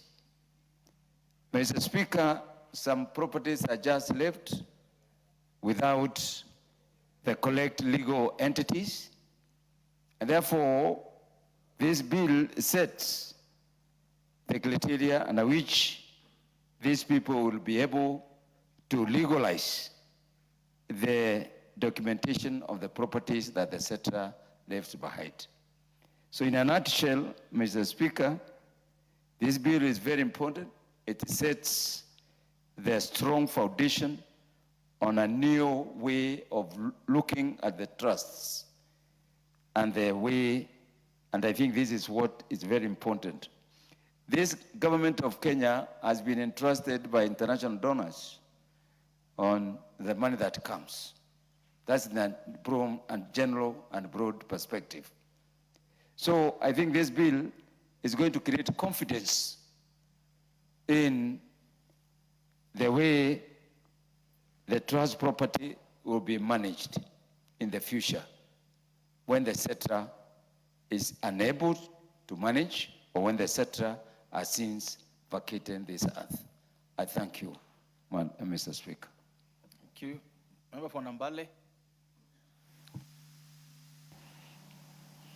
Thank you, Honorable Speaker, for giving me the opportunity to speak on this particular very important bill. Honorable Speaker, this is a very important bill to Kenyans because we have not had a proper roadmap, on registration of trust in this country. There have been a lot of confusion on whether a trust being created is a charitable trust, family trust, non-charitable trust, because the current legislation on registration of trust does not specifically specify the types of trust that one is supposed to register. And that's the reason why we have had many people using trust as vehicles to hide ill-gotten properties, so that they can run away from government. And you look at clause 22, it gives a proper roadmap on how one can proceed and register trust. This has never been there before, because it gives even a requirement what's supposed to contain on the trust deed, so that you disclose the purpose of the trust, the property to be put under trust, and even the purpose, and even the beneficial owner, as it is in registration of companies, so that we know that this trust was registered by so and so for this particular purpose, and these are the beneficial owners, or these are the people, the trustees, who are responsible for, if there's any question to be raised, there are people to be followed legally. I therefore, having perused the act, I support that it's a very important bill that is going to provide a clear roadmap to Kenyans, so that it even makes it easier for any person wishing to register trust to move and register without any other hindrances. And also, you will note, Honorable Speaker, that in this particular bill, by differentiating a family trust and non-charitable trust and charitable trust, you will note that even the churches we have are registered, some are registered as trusts. And you find that when a church is registered in Nairobi here, they have branches in Busia or Kilifi. Those subsidiary churches, they want to own property. It becomes a problem for them because they must go to the mother church to provide them with the certificate, so that they can also own a piece of land, which has been very difficult. That's why we have had many people in church fighting over properties. But when you have a clear legal framework where trust can operate, it will benefit our citizens. I therefore support this particular bill.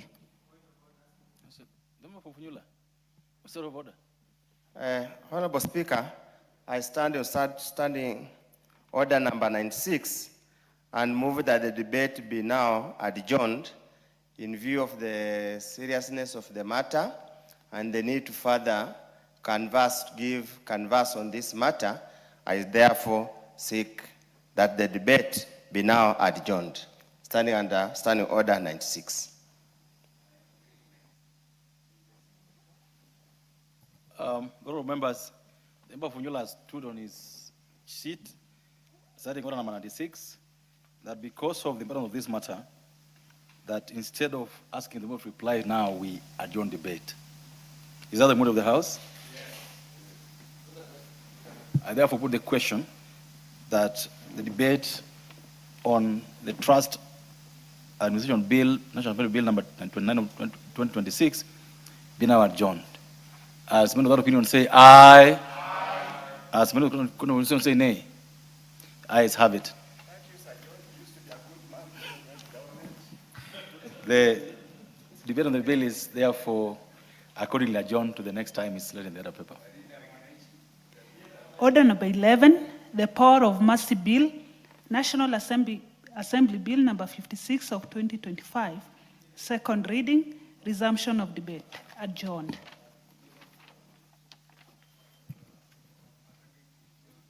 Funyula, were you on this also? Because there's someone with the floor, so the first bite, then this afternoon goes to.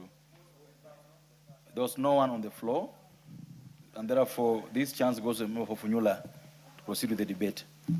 Thank you, Honorable Speaker. Let me at this onset stand to support the bill, the Power of Mercy Bill 2025, National Assembly, Bill number 56. Honorable Speaker, the bill is before us in pursuant to Article 133 of the Constitution of Kenya that grants the President of the Republic of Kenya the power of mercy for those convicted, jailed, or found the wrong side of the law. Honorable Speaker, I just want to start by reading the definition of the word mercy as presented in clause 2 of the respective bill. Means compassion or forgiveness shown towards an offender by the President. Compassion or forgiveness shown to an offender by the President. The Constitution of Kenya contemplates, and this has been even since independence, that there could be a conviction that requires some form of mercy, excess of the power of mercy by the President of the Republic of Kenya. In the Constitution that we promulgated in 2010, it provides very elaborate procedures to ensure that this power of mercy is not abused by the person who is entitled to make those, to exercise that power. Honorable Speaker, it also provides for pardon, means grant of mercy that permits an offender who has completed their sentence and demonstrated that a law-abiding citizen for a prescribed number of years to have all records pertaining to the criminal conviction be kept separate and apart from other records. Honorable Speaker, in this country, and probably elsewhere in the world, there are very many people serving in our correction facilities, serving in our prisons, who on the balance of evidence available could have been wrongly convicted, who by any chance could have been convicted because of false testimony. There has been very many cases where witnesses have come much, much later to recount their evidence that was wrongly used to convict people for no apparent reason. Honorable Speaker, as I stand here today, there was a case of mob arson sometimes in 2024 in my constituency. One of a boy who was just watching out of curiosity was found within the scene and is now serving 10 years in prison for an offense he was not party to. He was only a curious witness, a curious onlooker. And that's why in the wisdom that all constitutions in the world gives the president the power to pardon people who have been convicted after following the due process. Honorable Speaker, it also provides for remission, which means a grant of mercy that allows an offender to be released from imprisonment on the basis of good conduct, with the effect that all or part of the punishment is cancelled. Honorable Speaker, when you commit an offense, you are just it's not necessarily a bad person. You have been forced to make that commit an offense for various reasons. A mistake should not be a lifelong punishment, and that's why for me where I stand and sit, I don't support death penalty. Because death penalty is a finality. You have no reason for you to correct your mistakes and get rehabilitated in the society. It's not even a punishment, so to speak. It's an end to your matter. So that even later in life, if it was found that you are convicted wrongly, we cannot restitute life that has already been taken out. Honorable Speaker, the bill has got very, very good provisions. It says that a vulnerable offender is one of the conditions can be considered. And a vulnerable offender means a female with a child under the age of 2 years, or who is pregnant, or over the age of 60 years, like quite a number of us members who are here, if you are convicted and you are over 60 years, that's a fertile ground for you to seek the power of mercy from the president. You are terminally ill, or you are permanently disabled. Honorable Speaker, on the issue of female with a child under the age of 2 years, or who is pregnant, that's a point of debate that we need to debate very carefully, because they can collude between a female prisoner and a male prisoner warder to do what they can do to make sure the prisoner gets benefits from the same. Honorable Speaker, clause 5.4 provides that the member of the advisory committee appointed on this section shall serve as part-time basis for a single term of 5 years. Honorable Speaker, now what is out of order? Open of information. Yeah, the majority can inform me. Honorable Speaker, you know, I didn't want to interrupt my good friend Oundo, but just to inform him that I heard him say that 2 prisoners can collude to do the necessary to be able to benefit from this if you are pregnant. And of course, he's a doctor. He knows pregnancy comes from conjugal rights that prisoners in Kenya do not enjoy. Therefore, just to inform the member for Funyula that prisoners in Kenya do not enjoy the rights to their conjugal rights while serving their sentences in prison. So they may not collude as the, just to allay his fears that there may be collusion between, maybe unless there is collusion between a prisoner and a sentry, the wardens at the prisons. But where would they do that? But they, again, is also illegal. There are no conjugal rights. And sexual intercourse in prisons is not allowed. Where would they do that? What do you mean? This sentry and prisoner, where would they be doing this?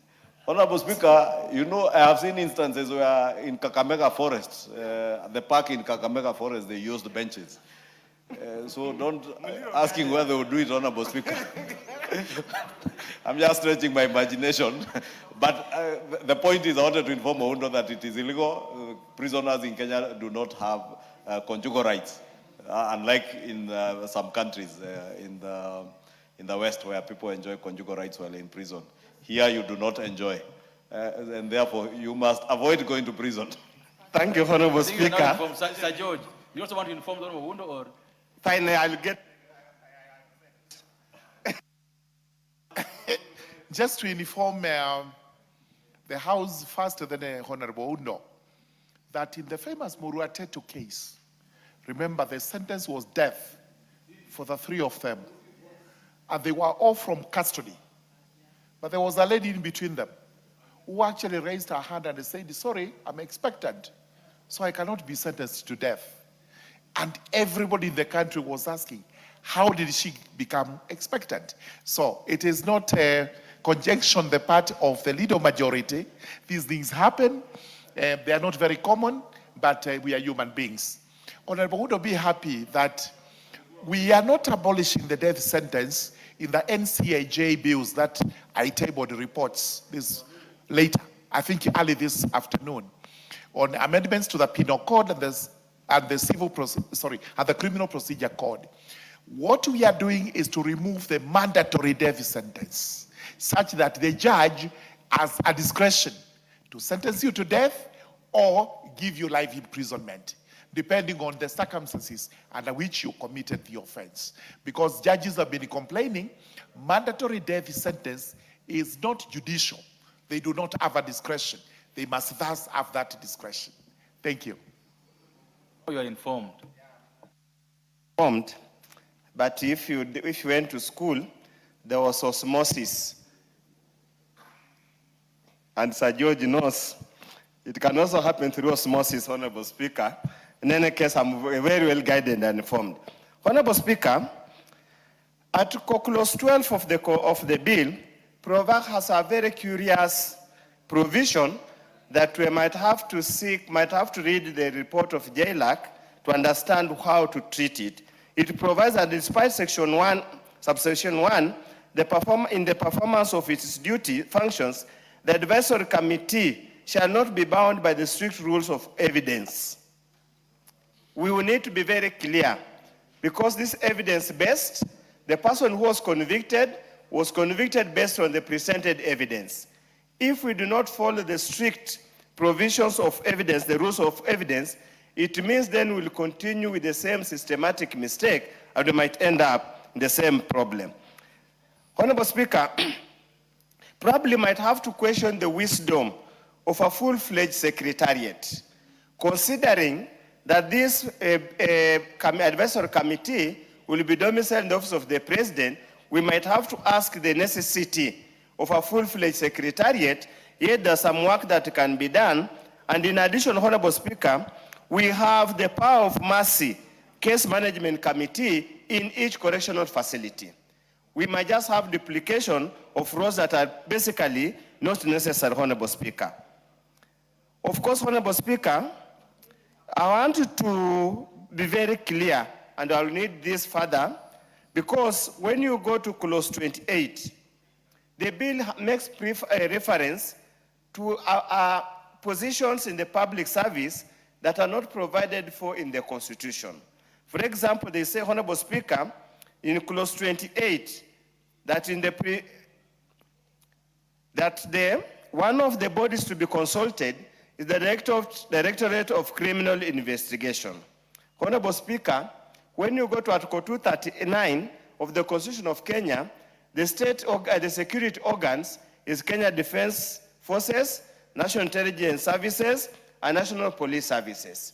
Of course, everybody will ask, where does the Criminal Investigation Agency come in a matter that surely looks more like a constitutional provision, not a matter of legislation? Honorable Speaker, in the same clause 28(5), it provides, among the people who are eligible for the exercise of the preserve of the power of mercy are sexual offenders. Honorable Speaker, I just hope in the committee of the whole House, one of the amendments that must have provided by JLAC is to remove any chance as a sexual offender and a serial sexual offender can be given, can benefit from the prerogative of the president on the mercy, on that. Also, again, Honorable Speaker, violent offenders who cause serious bodily harm to the victim where the offense was found to be motivated by discrimination, including gender-based discrimination, gender-based violence, female genital mutilation, domestic violence, ethnic-based violence, or violence against persons with disability. Honorable Speaker, on that I will have to move an amendment because that's abuse of the prerogative of power of mercy by the president. Honorable Speaker, as I conclude, Honorable Speaker, we need as a country to look at our judicial system, our prosecution system. Honorable Speaker, I can guess, Honorable Speaker, even if you go to the I don't know, 1 or 2 minutes. Honorable Speaker, if you walk to many of these prisons, and I'll start with the prison in Busia, Korinda, I can bet there are people who are wasting space in prisons for very petty offenses. If you are arrested in taking Samia gin or Nguri, that cannot be an offense warranting you to go and rot in prison. That's an offense they can just make you stand, you sober up, and continue your activities. Honorable Speaker, there are some things that don't, then there is also, you would find the policeman, will find you walking in the evening late at night, they arrest you for loitering with the intent to commit an offense. Because they cannot prove that offense, they can't plant on you some basic things like bang and the kind of thing. We seriously as a country, and Sir George, I want to challenge you, before you go to become the governor of Tharaka Nithi County. You know Tharaka, votes from Tharaka always used to unsettle the election results. Please sit down with your committee, plus the judiciary, plus the office of the prosecutor ODDPP. Let's look at the offenses that can take somebody to prison. There's a provision in the law for community work. It would be much, much, much easier and more effective and beneficial to the community if those arrested for pet offenses can be called upon to do community work, like assisting the county governments that cannot even collect garbage, yet they receive billions and billions of money every day. Those who are arrested loitering around Funyula town, the mountain garbage in Funyula town, they can be told to pick the same. Instead of taking them to Korinda, wasting people's time, going to go there, get them out, it does not make economic sense. Let's have effective use of our resources. When Uncle Moody was the Minister for Interior, Uncle Moody, he's the one who brought beds in prisons. So majority leader, the beds there can be used to do so many things. It is not confined alone for sleeping. We can as well continue. Because not all prisoners are bad. They are just there. By unfortunate incidents, they can still have children who are very good citizens of this country. With those few remarks, Honorable Speaker, I support the bill. The Honorable Murugara.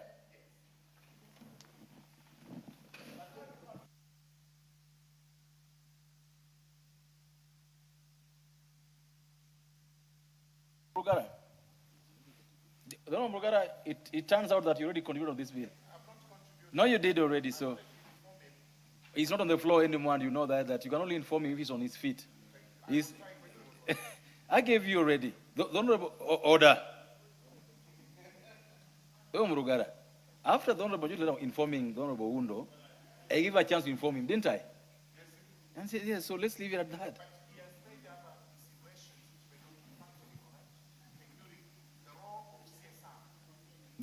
The Honorable Mutunga, do you want to contribute to this? You did. So, the Honorable Bayer, go ahead. Thank you, Honorable Speaker. Honorable Speaker, I support this bill. I think this is a very progressive piece of legislation, Honorable Speaker, that tries to amend the Power of Mercy Bill 2025.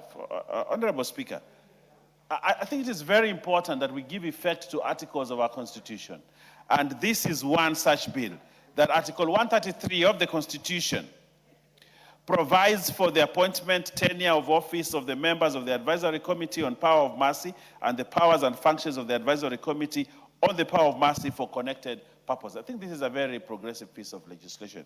The Power of Mercy office, there is a department called the Power of Mercy. If you go to the building, the National Library, I think it's at the National Library, you go there, you will actually find the offices of the Power of Mercy, which is an extension of the office of the President. But now we are giving legislation to give effect to that constitutional provision. I think that's an important thing. So that the Power of Mercy Secretariat that you see at that building now has a legal framework within which to operate. And I think this is a good beginning. And I think it is important, like my friend Dr. Oundo has said, it is very important that sometimes offenders get into, or prisoners are imprisoned sometimes not because of offenses that they committed, but just because by law or by operation of law or by some misjudgment somewhere, they end up in prison. And sometimes these prisoners actually they're actually not criminals, but they are there, and they should get a leeway in which they can get out. Sometimes prison sentences are imposed that as long-term prison sentences, but as a person stays in prison, he becomes a reformed person. Continuing to keep that prisoner in that prison, Honorable Speaker, then you are actually curtailing the rights of this person. And that's why the framers of our Constitution and the makers of our Constitution thought it wise that they bestow the power of mercy on the President. But this law does not just allow power of mercy to be exercised by the President alone, but this law provides a mechanism in which to arrive at the decision at the end where power of mercy is exercised. And I think that's an important thing, because the President cannot just come to a prison and say, you and you and you and you are pardoned, go out. He cannot do that. There has to be a mechanism, a foolproof mechanism to say, this one can be pardoned. This one can benefit from power of mercy. This one can benefit from power of mercy. And that's why this bill is important. Secondly, Honorable Speaker, it is also important to note which offenses cannot benefit from power of mercy. I've read Section 28, for which my brother, Dr. Undo, talked about. But there is this Section 28. The President may, pursuant to Article 133(1)(b) of the Constitution, on the advice of the Advisory Committee, grant a conditional pardon. A conditional pardon. The President may give conditional pardon in case of a misdemeanor where the convicted offender has served at least 1/3 of the custodial sentence. In B, it says, in case of a felony where the convicted offender has served at least 15 years of the custodial sentence. In case of an offender serving an indeterminate sentence, or 1/3 in case of an offender serving determinate sentence. And then it comes to the areas where my brother Oundo was talking about in 5. In 5. And I think these are important things, Honorable Speaker. Despite Section 3, the following offenders who have served a determinate sentence, including habitual offenders who have committed 2 or more felonies, sexual offenders, violent offenders, all these, I want to agree with Honorable Undo, should never be pardoned. A sexual offender is most likely to repeat that offense when he is released. And again, there are some offenses that when you release that person, he comes back because of power of mercy. That family that was subject of that offense, Honorable Speaker, seeing that person having been pardoned, you actually reduce the exercise of justice. You know, you enjoy justice when the offender has been offended. You say, finally I got justice. When somebody kills another person and that person is jailed, the family will say, finally we've got justice. Then 1 year, 3 years down the line, the person comes out to walk scot-free because he has been pardoned. How restitution, justice, you know, is also part of restitution, Honorable Speaker. And therefore, it is very important that these offenses be removed from the list of those who can benefit from the prerogative of mercy of the President. That I agree. And I think, Sir George, being a senior counsel, being a member who has a very sharp mind and is intelligent enough to understand that these are offices we should not exercise power of mercy on. Honorable Speaker, the President may pass on to Article 133(1)(c) of the Constitution on the advice of the Advisory Committee and on a petition being made pursuant to Section 26, substitute a less severe form of punishment on medical grounds. Honorable Speaker, there are people out there in our prisons who, even that imprisonment does not serve the purpose for it because they are terminally ill. You know, they are on medical grounds. They suffer from an incurable terminal illness or a highly contagious disease. The prerogative of power of mercy can be exercised, Honorable Speaker. If a person is entirely incapacitated, requiring assistance with the activities of daily living, that person can enjoy the prerogative of power of mercy. If a person is of advanced age, that person should enjoy power. Is critically ill or is pregnant. The Honorable leader said this is debatable. How does someone become pregnant in prison? How does someone become pregnant in prison? Yes. Osmosis. We only know one person in this world who got pregnant without having had the act that leads to pregnancy. Only one. The mother of Jesus. And I have not heard of any other osmosis pregnancy until the one that Honorable Mayaka is talking about. Honorable Speaker, these are enough grounds. A person is pregnant and is in prison, is a lactating mother or the sole caretaker of a dependent child. Honorable Speaker. I think power of mercy could be exercised in this. Honorable Speaker, it is very important to say, if you have read the book by Dr. Sofsky, the one called Crime and Punishment, crime must be punished. Crime must be punished. Crime against a citizen must be punished. Crime against the state must be punished. But even when we do that, we must do it in such a way that it is not a complete sentence out of life, out of society, and that is why the framers of our Constitution introduced Article 133, that we can actually exercise. And it is very important to note that this prerogative of power of mercy was given to the highest office. It was not given to any other person, the highest office. But that highest office was not just given blanket. There are structures that this power of mercy must be exercised within. And within those structures, then we bequeath, as the 13th Parliament, this law that must guide those structures, those people who have been given the authority to help the head of state to exercise power of mercy. And therefore, with all those things that I have said, Honorable Speaker, I am convinced that this is a good law. It is actually an expression of constitutional articles, and that we are giving effect to that constitutional. And I think this 13th Parliament should go into history as one that gave a lot of effect to many constitutional articles. Honorable Speaker, I support. The Honorable Bishop Kosgei.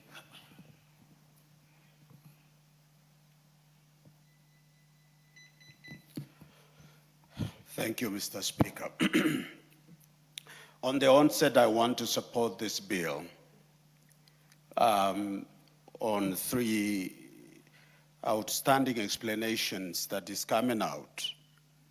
Number one, the interpretation of Article 133 in our Constitution is necessary to be given legislative attention in order to facilitate the constitutional right provided for through the hand of the president or the leader of the country.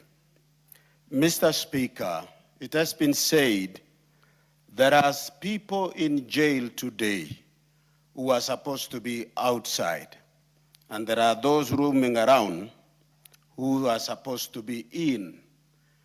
And it is because of the facts provided at that time, and also over time, people reform, and it is found to be morally right to revisit the same.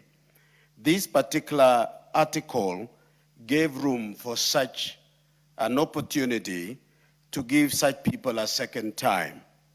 So, Mr. Speaker, this bill has come at an opportune time. The second reason that has come out is that, you know, our prisons are so congested and people are increasing with many petty crimes around. And I think this particular interpretation of the law and making it possible for some people to have them out to decongest the prison, of course without compromising those factors that put them there, that they will not repeat it once again. If a clear sign of reformation has been given or has been witnessed, then they deserve to have the mercy of the president. Finally, Mr. Speaker, it is observed that while exercising this, there are some new development of disabilities in people, that even when you exercise the usual way of restraining using law, they may require a deeper understanding on why some people do what they do. Some of them are an internal impairment that they will never learn a lesson anyway. So there could be some other alternative ways of helping the same. So with that, Mr. Speaker, I support the bill. The Honorable Jalas, do you want to speak on this? The Honorable Jalas, do you want to speak on this? The Honorable Felix Odiwar, because I can see you're keen to speak. Not on this one, okay. Members, there being no further interest on this, I would request the majority leader to reply. The Honorable Murugara, you have the honor of being the majority leader today. Thank you. Thank you very much, Honorable Speaker. Order. The member for Kabondo Kasipul, I don't see your card. I don't have it with me, but I would like to speak on the bill. On the Power of Mercy bill? Yes. Go ahead. Just indulge us for a few minutes. Thank you very much, Mr. Speaker, for giving me the opportunity to also add my voice to this bill. Mr. Speaker, at onset, I support the bill. I note that the bill provides a clear legal framework governing the exercise of power of mercy in Kenya, focusing on pardons, commutations, remission of sentences, and related presidential prerogatives, while at the same time enhancing transparency, consistency, and accountability. Mr. Speaker, the key provisions I've noted to be merit and criteria for consideration. It establishes the principle guiding mercy decisions such as length of sentence reserved, behavior, humanitarian grounds, and impact of the victim. So the other provision is on the Independent Advisory Committee, which is a good thing, which creates a power of mercy committee, and it will receive and screen petitions. It will make recommendations to the president, ensure consistent application and mercy standards, and the committee members have noted is drawn from the government and so civil society and subject matter experts. Mr. Speaker, the pros of this bill, Mr. Speaker, one is it will promote transparency and fairness in the exercise of mercy powers. Two, it will also ensure consistent standards in the decision making and enhance accountability to the public and also to us, to Parliament. And it gives a victim a structured voice in mercy processes. Mr. Speaker, it also encourages rehabilitation and humane treatment of offenders. Mr. Speaker, however, I've noted that there could be, not necessarily that there are challenges, but there could be challenges, Mr. Speaker. One, that it requires adequate resourcing for the advisory committee and administrative functions. Mr. Speaker, another possible challenge is that victim participation could complicate or lengthen the process. The third one is striking or finding the right balance between mercy and public safety may be at times complex.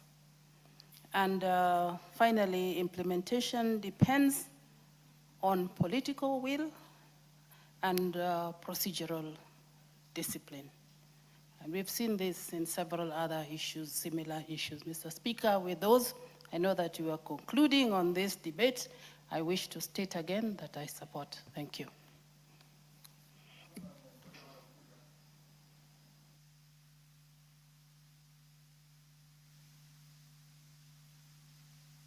Honourable Speaker. Go ahead. Thank you very much, Honourable Speaker. Honourable Speaker, listening to the members and the debate on this particular bill, Honourable Speaker, we are not differing in anything. We are actually paraphrasing now. I would propose Order. that Honourable Order. Honourable Mutunga, take your seat. Just take your seat. Order. Take your seat.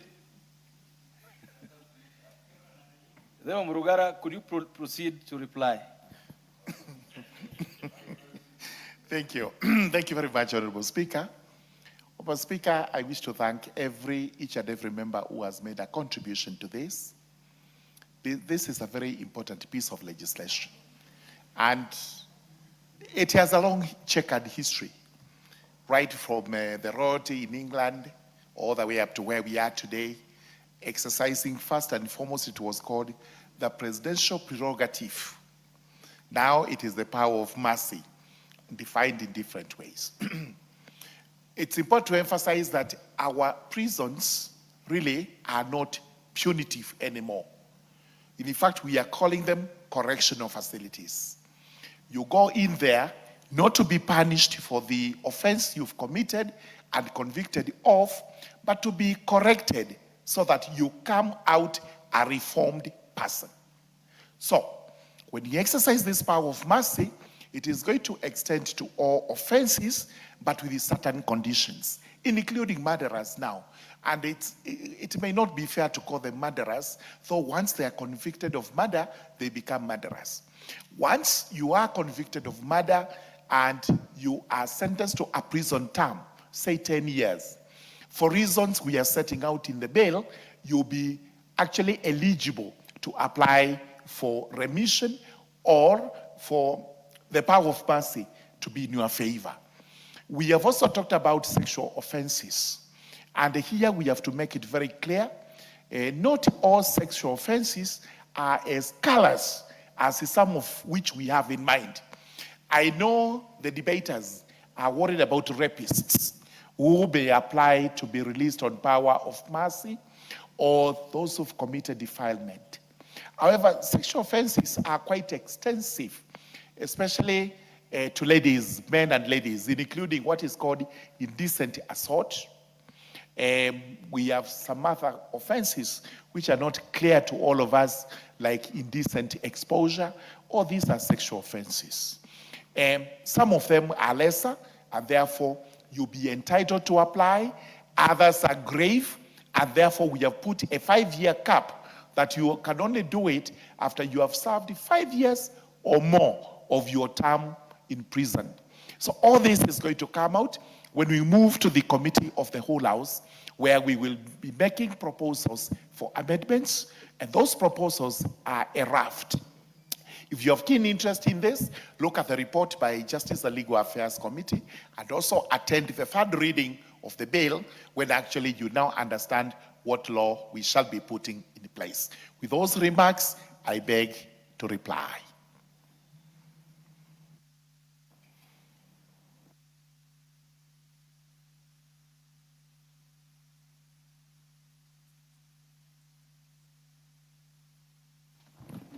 Honourable members,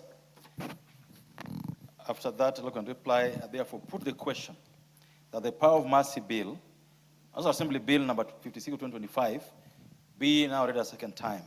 We'll ask one of the opinions say aye, and those of the opinions say nay. Ayes have it.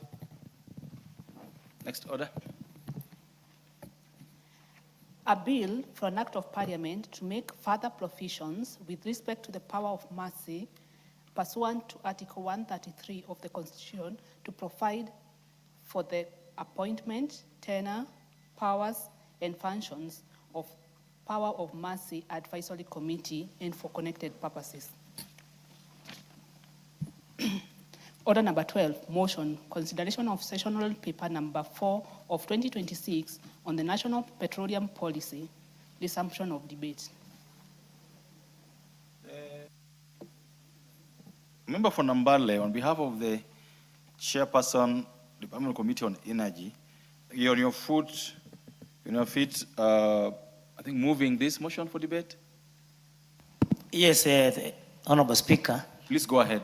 Thank you, Honorable. Let me proceed from where we had reached on 19th August, when is 2026. Honorable Speaker, this is the sessional paper number 4 of 2026 on the National Petroleum Policy. And Honorable Speaker, having moved the motion, I had reached to a point where we are pointing out the concerns raised by the committee. Honorable Speaker, the committee supports the policy, but it raised the following serious concerns. Number one, costs without a financing plan. The policy will cost an estimated Kenya shilling 68.29 billion to implement. However, it carries no finance strategy, no funding commitments, and no way of ranking priorities. The committee recommends a time-bound implementation plan with clear performance indicators and a proper financing and resource mobilization strategy with periodic reporting to Parliament. Honorable Speaker, the second issue is transparency, a framework that this House legislated but which has never been implemented. Section 119 of the Petroleum Act 2019 established a transparency and accountability framework. 6 years later, it has not been operationalized.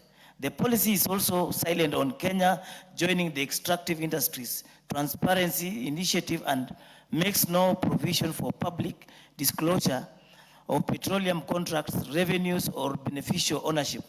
The committee therefore held that the implementation matrix even treats public participation as optional. The committee recommends that the framework be operationalized and that the Cabinet Secretary submits a position paper on Kenya's access to the initiative. Number three, the Petroleum Revenues and Sovereign Wealth Fund. The policy provisions on revenue management are not developed enough to support stabilization of revenues or wealth for the future generation, and they make no reference to the Sovereign Wealth Fund Bill 2026, which was read the first time in this House on 11th March 2026 and is now an act of Parliament. That act proposes a fund with a stabilization component, an infrastructure and development component, and a future generation component. The committee recommends that the policy be aligned with the bill once enacted, and this is important. Mr. Speaker, that petroleum revenue going into the fund be first paid into consolidated fund and appropriated by this House in accordance with the Article 206 of the Constitution. Number four, provision of the policy that is contrary to the law. The committee found that the policy places custody of upstream petroleum data with the ministry. Section 10D of the Energy Act 2019 expressly assigns that function to the Energy and Petroleum Regulatory Authority. The policy is therefore inconsistent with the statute. The committee recommends that the policy be revised within 6 months to vest petroleum data custody and oversight in the authority and confirm the separation of policy, regulatory and commercial function between the ministry and the authority and the National Oil Corporation. Number five, local content and lessons from the Turkana. The local content provisions are broad with no measurable targets, no timelines, and no enforcement. The committee was reminded of the early oil pilot scheme in Turkana, where local employment was limited, capacity building was lacking, and local business barely featured in the supply chain. Without firm local content rules, this sector risks becoming an enclave industry. The committee recommends a robust local content framework with clear targets, monitoring, and capacity building. Number six, community land consent. Where community land has been registered under the Community Land Act 2016, communities now hold legal authority over that land. The committee recommends stronger provisions on host community engagement and protection of the community rights throughout the life of the petroleum project. Number seven, environmental safeguards. The committee heard of the communities in Turkana exposed to contaminated hazardous waste liners and of poor disposal and decommissioning in Lamo. The National Oil Spill Contingency Plan remains largely unimplemented. The policy also omits environmental deposit bonds, even though regulations for them already exist under the EMA and EMA.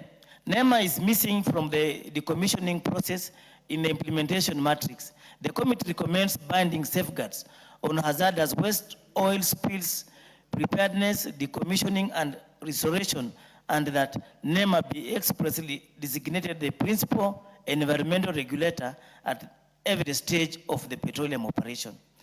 Number 8, consumer and security of supply.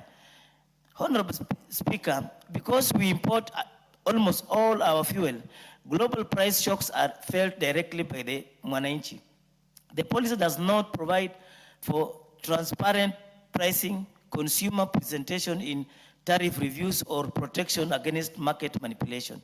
The committee recommends stronger energy security measures, including strategic petroleum reserves and the diversified supply, stronger consumer protection and oversight of petroleum pricing. Lastly, inclusion and data and standards. The policy has no express provision on gender equality, disability, and social inclusion.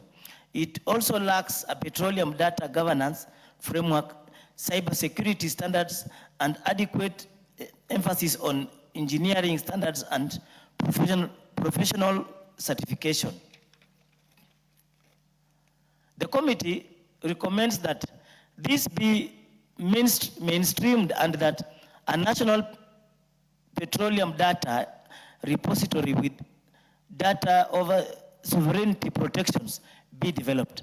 Honorable Speaker, having considered all the submissions and observations, the committee recommends as follows. Number 1, the House adopt this report on sessional paper number 4 of 2026 on the National Petroleum Policy. Number 2, that following the adoption of the policy, all proposed legislation on oil and gas matters be guided by the policy. And lastly, that the Cabinet Secretary for Energy and Petroleum, the Energy Petroleum Regulatory Authority, the National Environmental Management Authority, and other relevant state agencies implement the directives set out in the report, and that the Cabinet Secretary reports to the committee on the progress made within 12 months of the adoption of this report.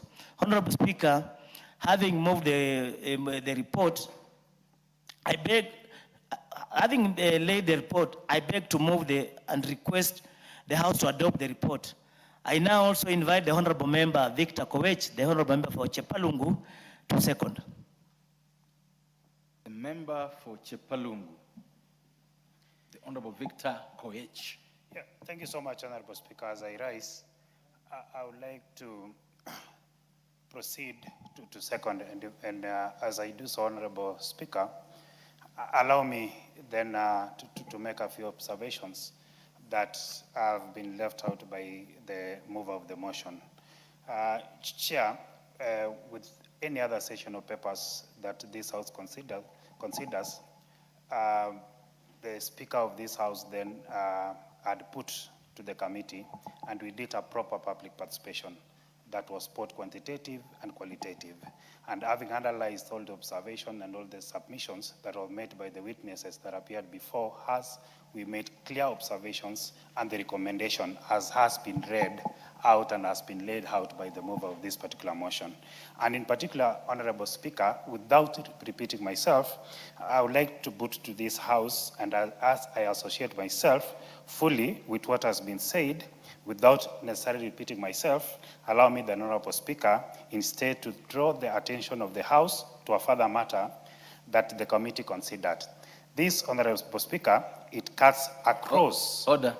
The Honorable mover of this bill, and the member on his feet now, I will allow you to do what you're doing now, but next time I want to allow you to read your submissions word for word. You will proceed that way today, but in future don't do that. Proceed.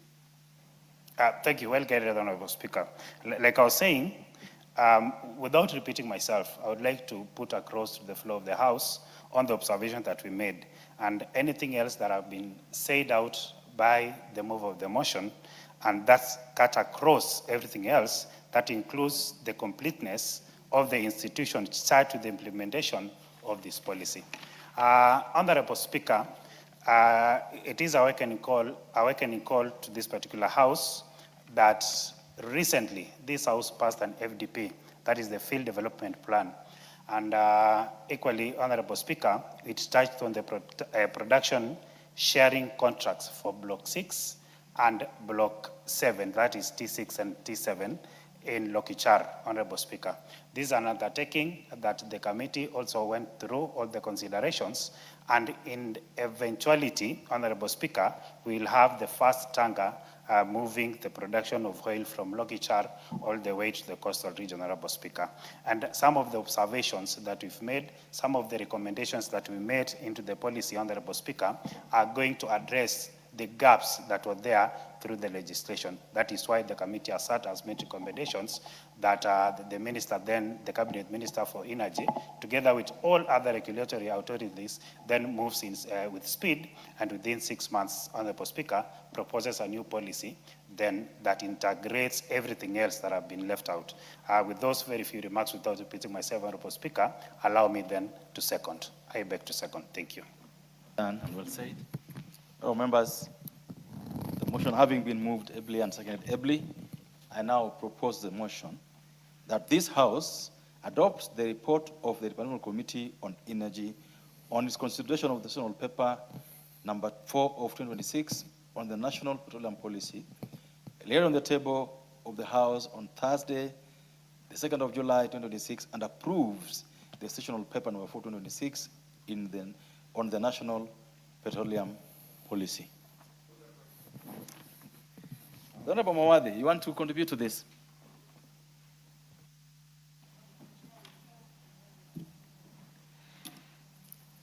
Thank you, Mr. Speaker. I rise in support of this motion and make a few comments. There is need for us to really consider the local content of any of the oil that is produced here in Kenya. There is a very huge gap because we don't consider the locals, especially the people in Turkana in this one.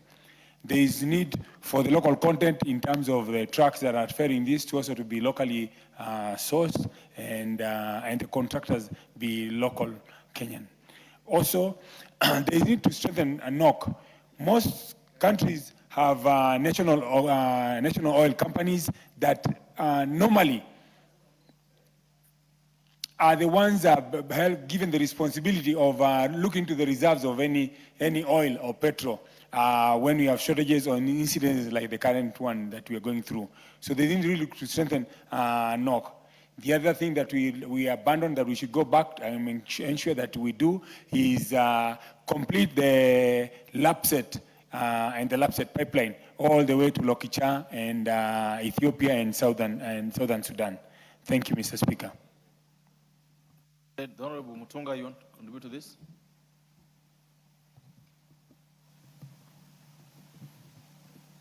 Would I therefore then call the mover to reply?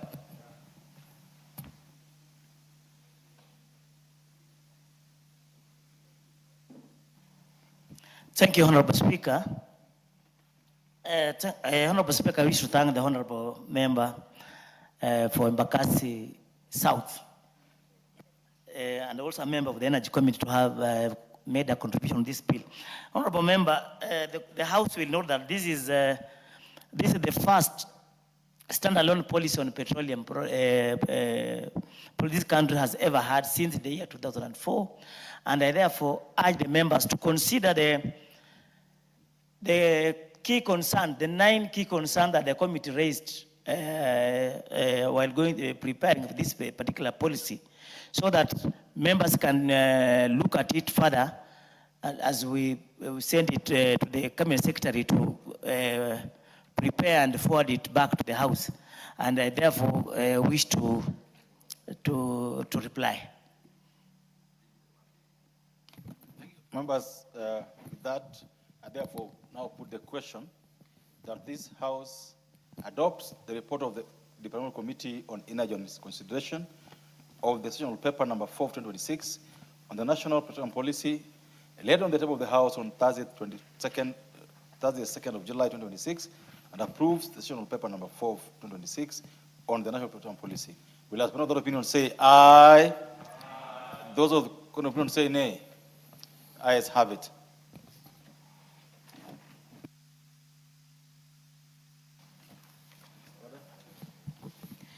Order number 13, motion, appointment of an external auditor to audit the accounts of the Office of the Auditor General. Chairperson of the Public Accounts Committee, the Honorable Tindi Mwale. Thank you. Thank you very much, Mr. Speaker. Mr. Speaker, I rise to move the motion that the House approves the appointment of MSMGI Alekim LLP to conduct an audit of the Office of the Auditor General with respect to accounts and financial statements, staff car and mortgage schemes for the financial years 2025, 2026, 2026, 2027, and 2027, 2028, pursuant to Article 2264 of the Constitution. Mr. Speaker, before I discuss the contents of the report in summary, yes. I would like you to move this motion the way it is in the order paper, then you proceed with what you want to say next. I have to read first.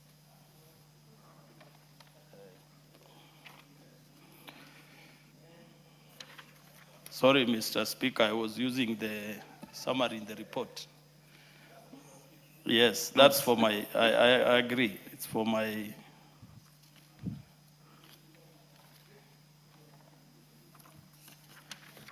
I'll repeat for the record, Mr. Speaker. Thank you very much. Mr. Speaker, I rise to move the motion that this House adopts the report of the Public Accounts Committee on procurement of external audit services for the Office of the Auditor General for the financial years 2025, 2026, 2026, 2027, and 2027, 2028, laid on the table of the House on Thursday, 13th August 2026, and pursuant to the provisions of Article 2264 of the Constitution and Section 43 of the Public Audit Act, Cap 412B, appoints MS MGI Alekim LLP for purposes of auditing and reporting on the accounts of the Office of the Auditor General with respect to Roman 1, accounts of the Office of the Auditor General for the period 2025, 2026, 2026, 2027, and 2027, 2028, and Roman 2, the financial statements for the staff mortgage and car loan scheme for the Office of the Auditor General for the financial years 2025, 2026, 2026, 2027, and 2027, 2028. Mr. Speaker, before I give a brief of what the report entails, I would like to highlight on a few constitutional provisions that has made this report to come before this House, Mr. Speaker. Mr. Speaker, the constitutional mandate and legal framework is derived from Article 226 of the Constitution of Kenya, which gives the accounts and audit of public resources. Mr. Speaker, Section 2263 states clearly that, subject to Clause 4, the accounts of all government and state organs shall be audited by the Auditor General.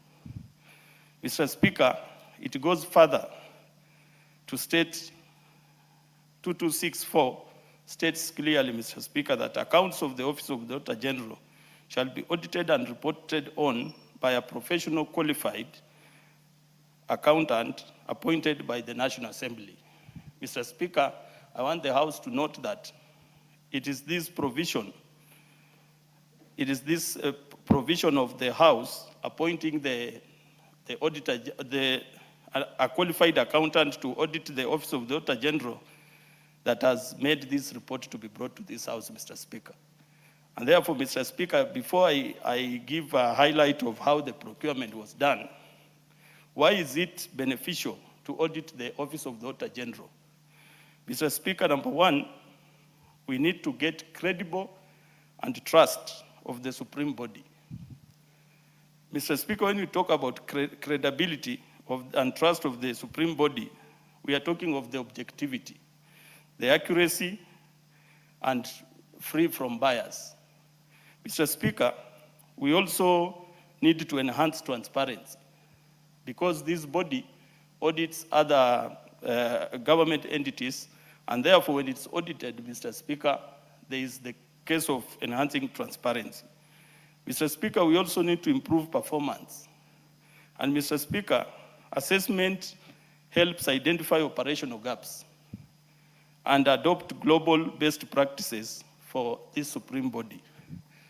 Mr. Speaker, going further, you'll find that the moment we audit the supreme body, the Office of the Auditor General, we shall ensure compliance, Mr. Speaker. The compliance will verify that the operations of this office is within the mandate, the legal framework, and international auditing standards, Mr. Speaker. And Mr. Speaker, just to highlight the 7 principles of auditing, we have the integrity, Mr. Speaker, which talks of fairness and unbiasedness, Mr. Speaker. We have the fair presentation. We have the due professional care, confidentiality, independence, and evidence-based approach, Mr. Speaker. Therefore, Mr. Speaker, when I go back to the report, which has been presented to this House by our committee, the Public Accounts Committee, Mr. Speaker, you'll find that to fulfill the constitutional obligation, the National Assembly initiated an open competitive procurement process through a request for proposal for the provision of external audit services for the Office of the Auditor General. Mr. Speaker, the tender was publicly advertised on the 11th of March, 2026, on the National Assembly website and the Public Procurement Information Portal. Mr. Speaker, following a pre-bid meeting, 6 firms submitted their bids by the closing date of 24th of March, 2026 at 11 a.m.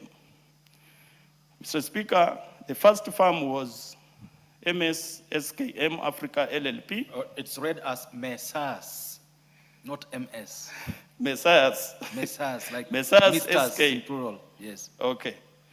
Messrs. SKM Africa LLP, Messrs. MGI Alekim LLP, Messrs. Ndakala Advisory LLP, Messrs. Baka Tili, and Messrs. RSM East Africa Limited Liability Partnership. Mr. Speaker, the evaluation and findings. The evaluation committee appointed by the accounting officer pursuant to Public Procurement and Asset Disposal Act, Cap 412C, subjected the submissions to a vigorous 4-stage evaluation process. Mr. Speaker, preliminary stroke mandatory evaluation were 5 firms of the 6 bids were disqualified for various non-responsiveness issues, and as uncommissioned powers of attorney, missing registration certificates, missing security bid, and unverified professional indemnity covers. So, Mr. Speaker, you'll find that during the evaluation process, we have the mandatory requirements which every company has to qualify. And from the report, the evaluation report, it shows that 5 out of the 6 firms failed to comply with the mandatory requirements. And therefore, only 1 firm, which is Messrs. MGI Alekim LLP, was the only firm that met all preliminary and mandatory requirements, therefore proceeded to the technical stage of evaluation. Mr. Speaker, making reference to page 1 of the report, for members who have the report, I'm making reference to page 1, which has listed the companies and the outcome, Mr. Speaker. Mr. Speaker, going forward, the technical evaluation, in bracket, quality and cost-based selection, Messiah's MJI Alekim LLP attained an average technical score of 79.7%, surpassing the 75% pass mark. Mr. Speaker, will note that the Public and Procurement Act stipulates that during technical evaluation, a company should surpass 75% of the score.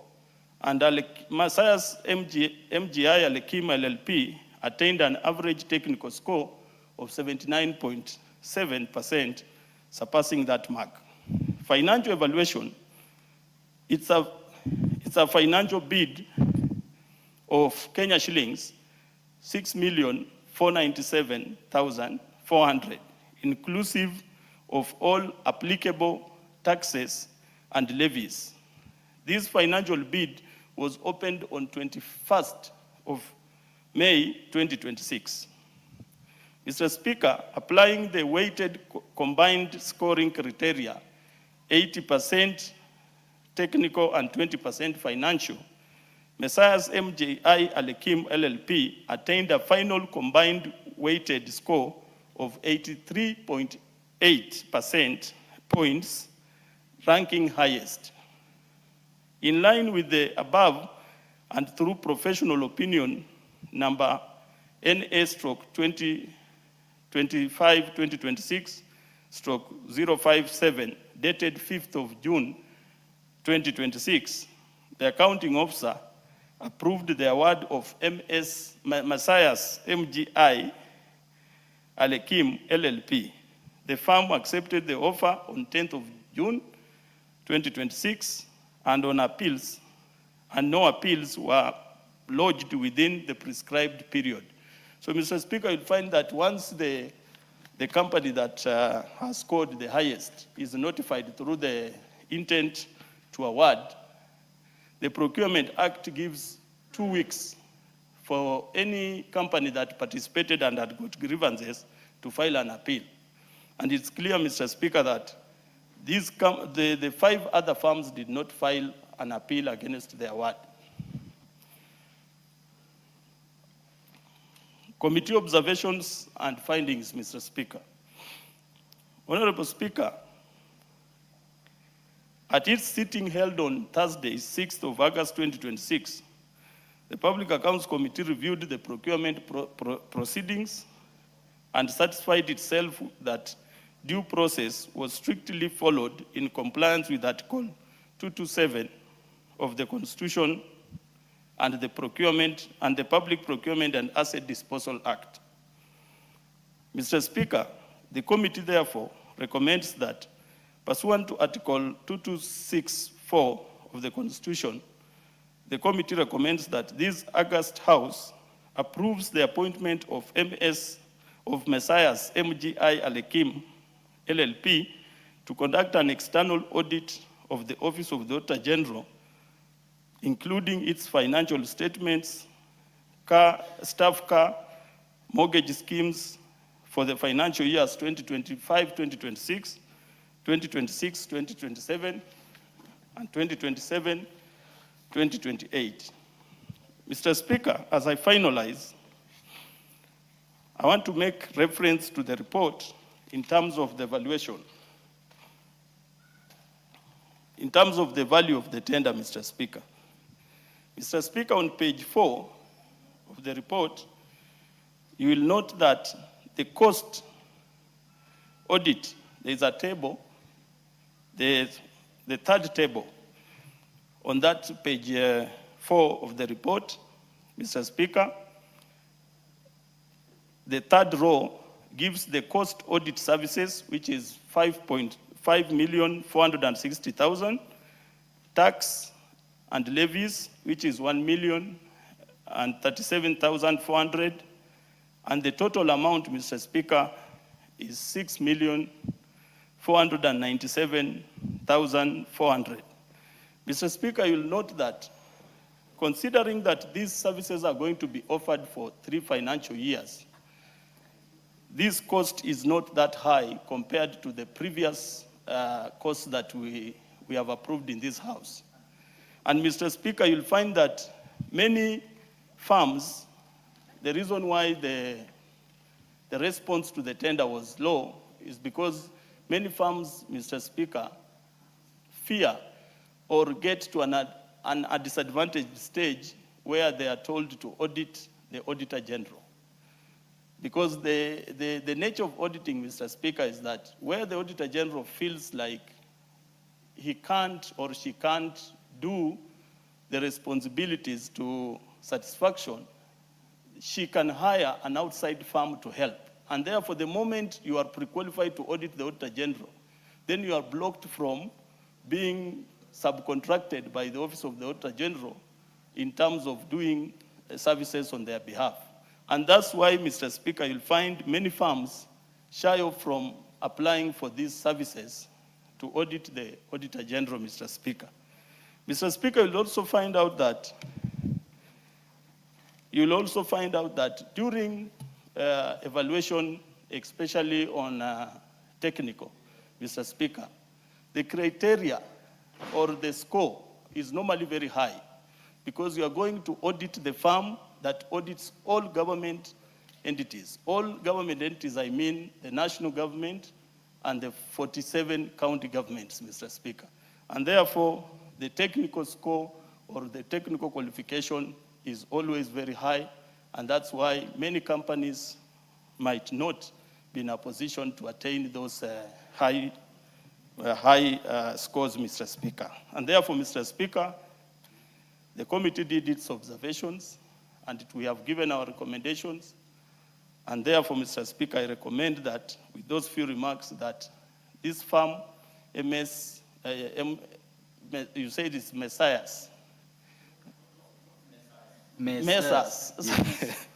Yeah, so Messrs. MGI, Alekim LLP, Mr. Speaker, be given the go-ahead to conduct the audit of the Office of the Auditor General. With those few remarks, Mr. Speaker, I want to ask my colleague and committee member, the MP for Manyora, to second, Mr. Speaker. Thank you. Beg to move and ask.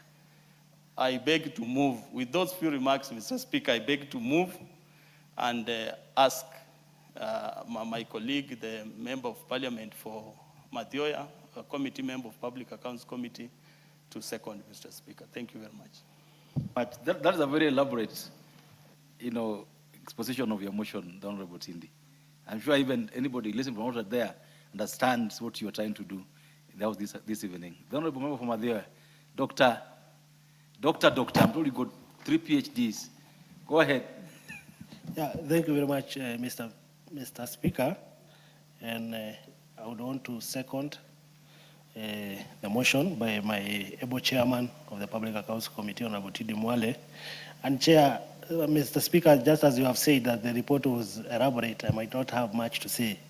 But given the task that this company or this audit firm has ahead of them, and given the cost, I think it is only fair that we second this and we support, because, Honorable Speaker, as the Chair has said here, it is 3 financial years, 25-26, 26-27, 27-28, and they will be auditing the financial statements, the staff, car, and mortgage schemes, all those costs, all those activities at a cost of around 2.2 million Kenya shillings per financial year. I think it's a very moderate and fair cost for such an activity and for such a task. And for those few remarks, Honorable Speaker, I beg to second. Thank you very much, Speaker. Thank you. All members, the motion having been moved, ably and seconded, I therefore propose that this House adopt the report of the Public Accounts Committee on the procurement of external audit services for the Office of the Auditor General for the financial years 2025, 2026, 2026, 2027, and 2027, 2028, laid on the table of the House on Thursday, the 13th August 2026, and pursuant to the provisions of Article 226, Paragraph 4 of the Constitution, and Section 43 of the Public Audit Act, Cap 412B, appoint Messrs. MGI Alekim LLP for purposes of auditing and reporting on the accounts of Office of the Auditor General with respect to, 1, the accounts of the Office of the Auditor General for the period 2025, 2026, 2027, and 2027-2028, and 2, the financial statements of the staff mortgage and car loan scheme of the Office of the Auditor General for the financial years 2026-2027, 2025, 2026, 2026, 2027, and 2027, 2028.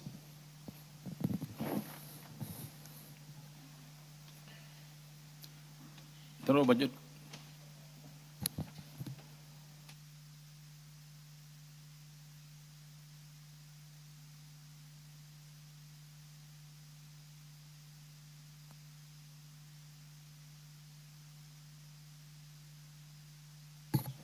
The Honorable Majority Leader, you want to contribute to this? Thank you, Honorable Speaker. Honorable Speaker, I would like to contribute to this report and support it. And on the offset, thank the Honorable Tindi Mwale for a good job well done. Honorable Speaker, appointing an auditor for the government, the auditor to audit the auditor, is a Herculean task. It's not easy because you must bring in experience, you might bring in high level of understanding, and you must also bring in somebody who has high levels of integrity, because this is an auditor of the auditor. And I think I am very, very glad and happy that now we have somebody that we are tabling in this house for the appointment in the name of Mrs. MGI Alekim LLP as that firm that is going to audit the Auditor General. Honorable Speaker, the tenets of audit are actually mainly to bring in transparency, accountability, and good use of public resources, Honorable Speaker. And these are some of the tenets that Parliament stands for, because these are public funds. They're money for the people. There can't be government without taxes, but also there cannot be taxes taxes when they are taken, they must be accounted for properly. Now, the Office of the Auditor General also receives funds. I am not aware how much money the Office of the Auditor General has spent so far, and especially for the financial years that you have put in here. I'm not so sure how much, but I want to imagine that the books of this Parliament bear me witness that it is colossal. It is a lot of money. And I remember in the 12th Parliament, there was this debate on whether the Auditor General's office must get a lot of money, more money, for it to do a good job. And we did that during the Auditor General called Mr. Ouko. We actually allocated more money to ensure that there's effectiveness in the office of the Auditor General. Some of the resources, for example, money that goes to the counties, it goes to the counties dependent on audited accounts. And therefore we say, more resources available to the Office of the Auditor General, it means therefore they will work faster, better, more transparent, and ensure that we have audited reports on time. And therefore, because the Office of the Auditor General receives funds from this house, it is important that we appoint an auditor to audit the accounts of the Auditor General. And that is why we must do this. That is why we must do this. And I want to, in the event that we approve Mrs. MGI Alekim LLP, we expect them to do a good job, because public funds are spent in this office. Public funds are spent. And we would like to see the audited reports of the Auditor General's office being tabled in this house so that we can look at them, scrutinize them, and see whether the Auditor General actually lives up to the calling of his office: transparency, accountability, integrity, and all those words, Honorable Speaker. And therefore, it is my pleasure to second this report and to request this House that we appoint MSS MGI Alekim LLP as the auditor for the auditor to audit the accounts and report to the House the accounts of the Office of the Auditor General with respect to the accounts of the Office of the Auditor General for the period ended 2025, 2026, 2026, 2027, and 2027, 2028, and also the financial statements for the staff mortgage and car loan scheme of the Office of the Auditor General 2025, 2026, 2026, 2027, and 2027. Those 3 years, Honorable Speaker. Therefore, I want to call upon members of this House to support Tindi Mwale's team and his report for the good job. I am sure they have put in all levels of acid tests, all manner of tests, to ensure that we pick one person, one firm that can actually pass the test of time so that they can audit the Auditor General. With those many remarks, Honorable Speaker, I beg to support. You want to contribute to this? Go ahead. Thank you very much, Honorable Speaker, for the opportunity to contribute to this, to adoption of this report by the committee. Honorable Speaker, the auditing of the Auditor General is a very interesting issue to us and to every Kenyan, so that at least we know whether they are living by the practice, they are leading by example. Honorable Speaker, I've taken a bit of time to check whether Mrs. MGI Alekim LLP is a Kenyan firm. And I can confirm to the House that it is a Kenyan audit firm, audit and accounting firm. They are actually located in Nairobi, specifically in Karen. That's where they have their office. And Honorable Speaker, I would like to congratulate them for having made the decision to apply for this job and knowing the risks that they are taking, so that at least they can prove to the world.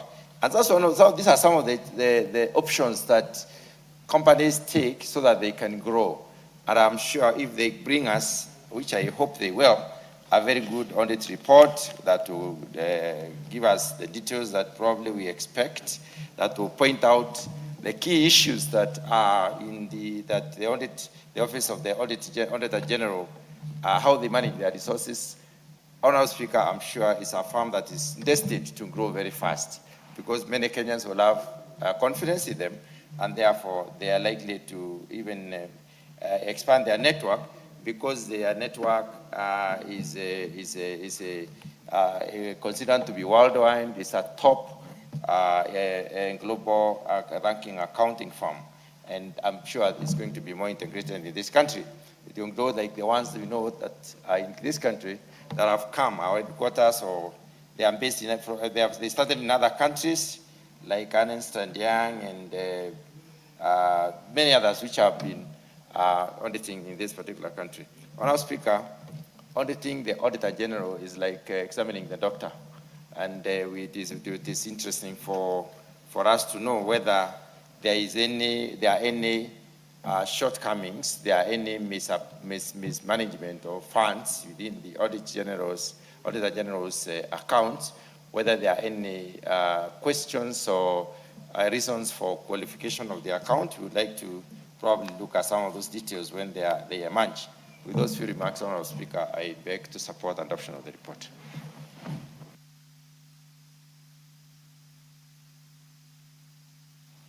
Very well. There being no more interest in this one, the mover. Oh, let's hear Ridikiri first on the same.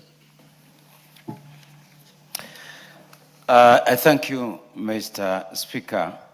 Indeed, the presentation by the chair of this great committee is showing us a lot of confidence in the performance of the committee. I therefore congratulate the committee for doing a good job in identifying the auditor of the Auditor General. Many cases, some independent bodies can go rogue, and we have seen it, and we have heard it. And I think they need to be checked. They can be excessive.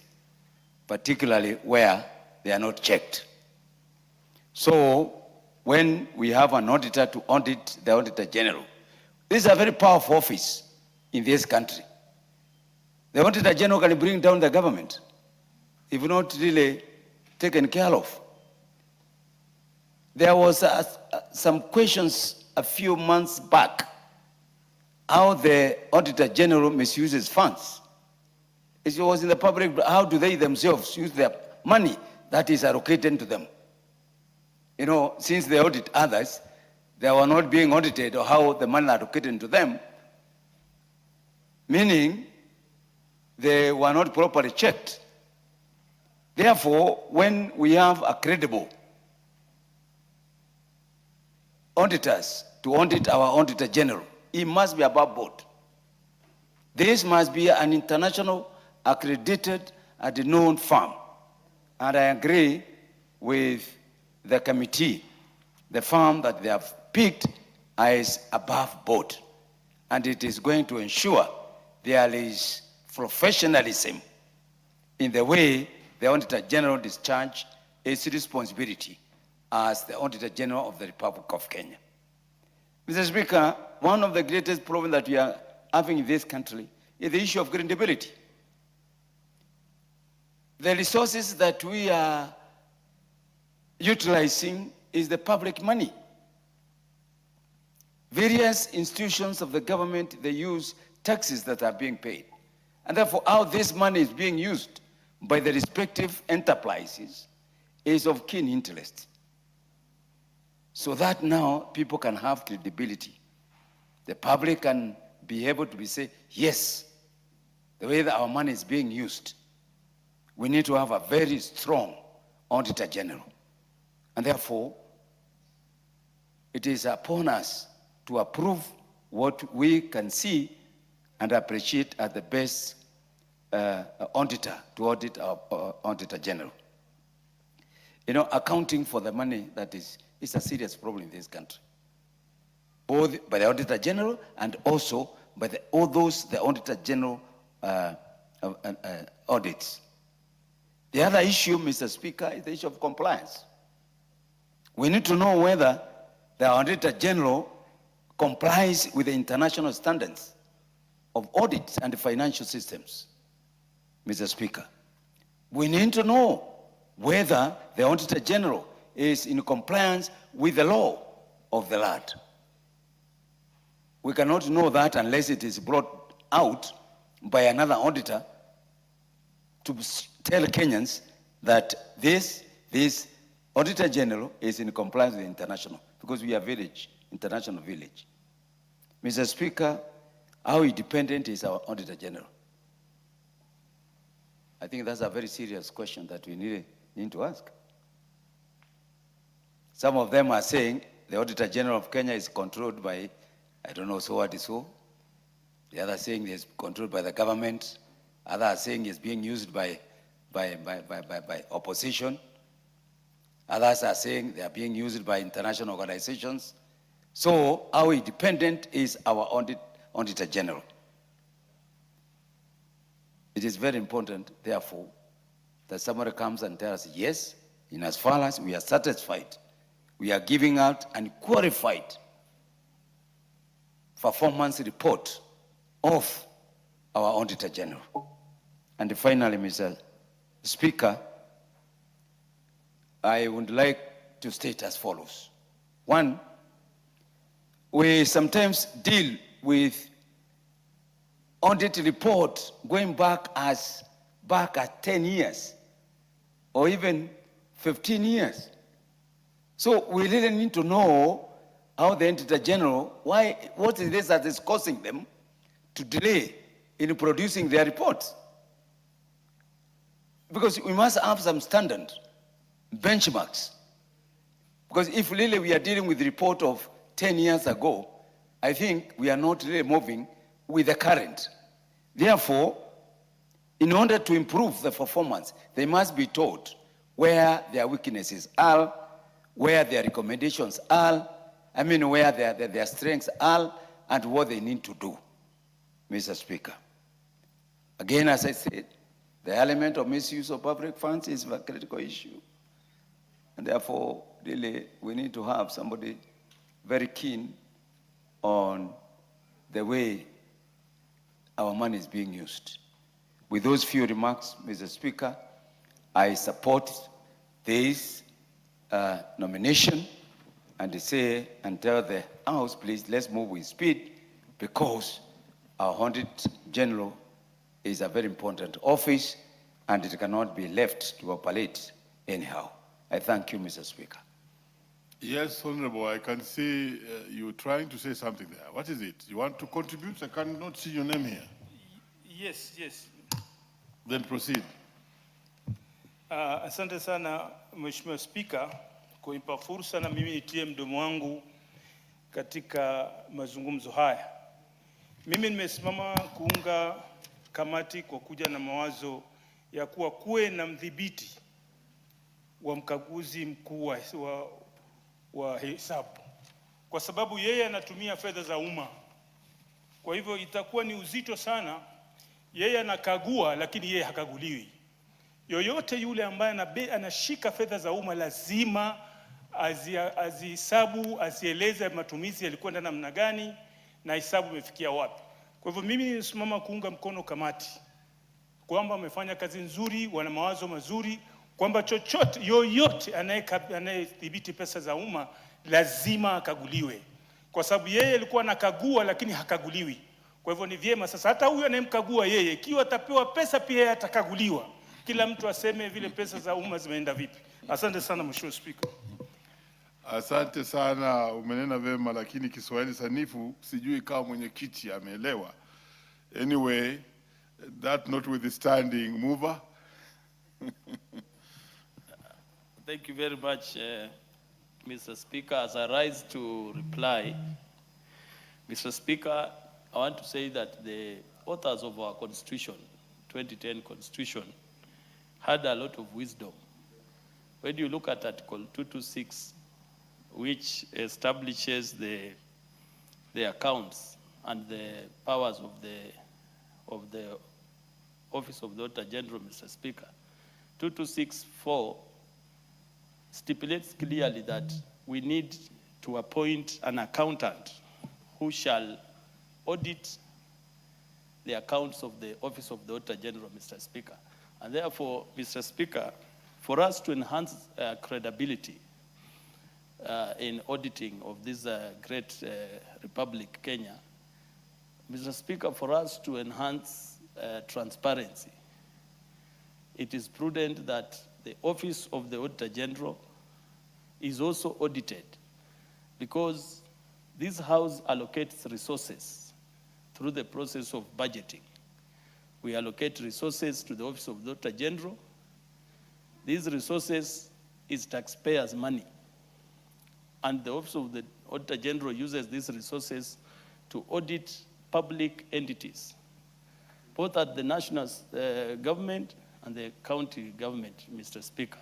And therefore, Mr. Speaker, it's prudent that we do a follow-up to know if the auditor is using the funds prudently, or if the Office of the Auditor General is infringing on the mandate, on its mandate. And therefore, Mr. Speaker, that's why the committee came up with this motion and this report, that the House considers Messiah's MGI Alekim LLP as the office or the firm that is going to audit the Office of the Auditor General, Mr. Speaker.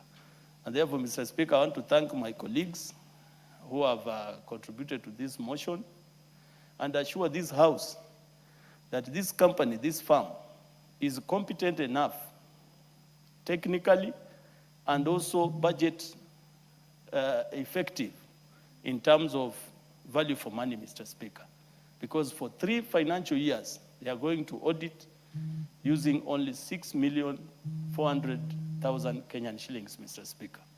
And therefore, Mr. Speaker, I rise to reply. Thank you very much.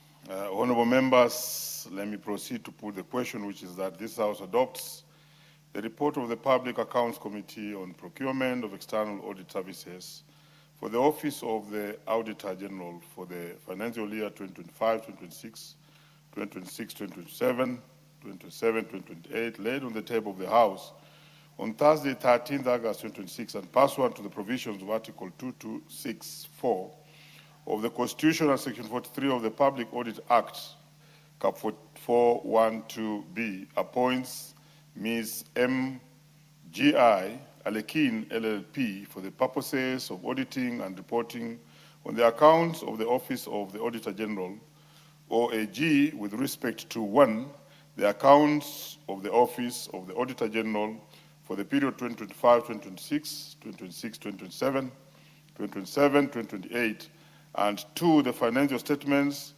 for the staff mortgage and car loan scheme of the Office of the Auditor General for the financial year 2025, 2026, 2026, 2027, and 2027, 2028. Will as many of our opinions say aye? Will as many of our opinions say nay? The ayes have it.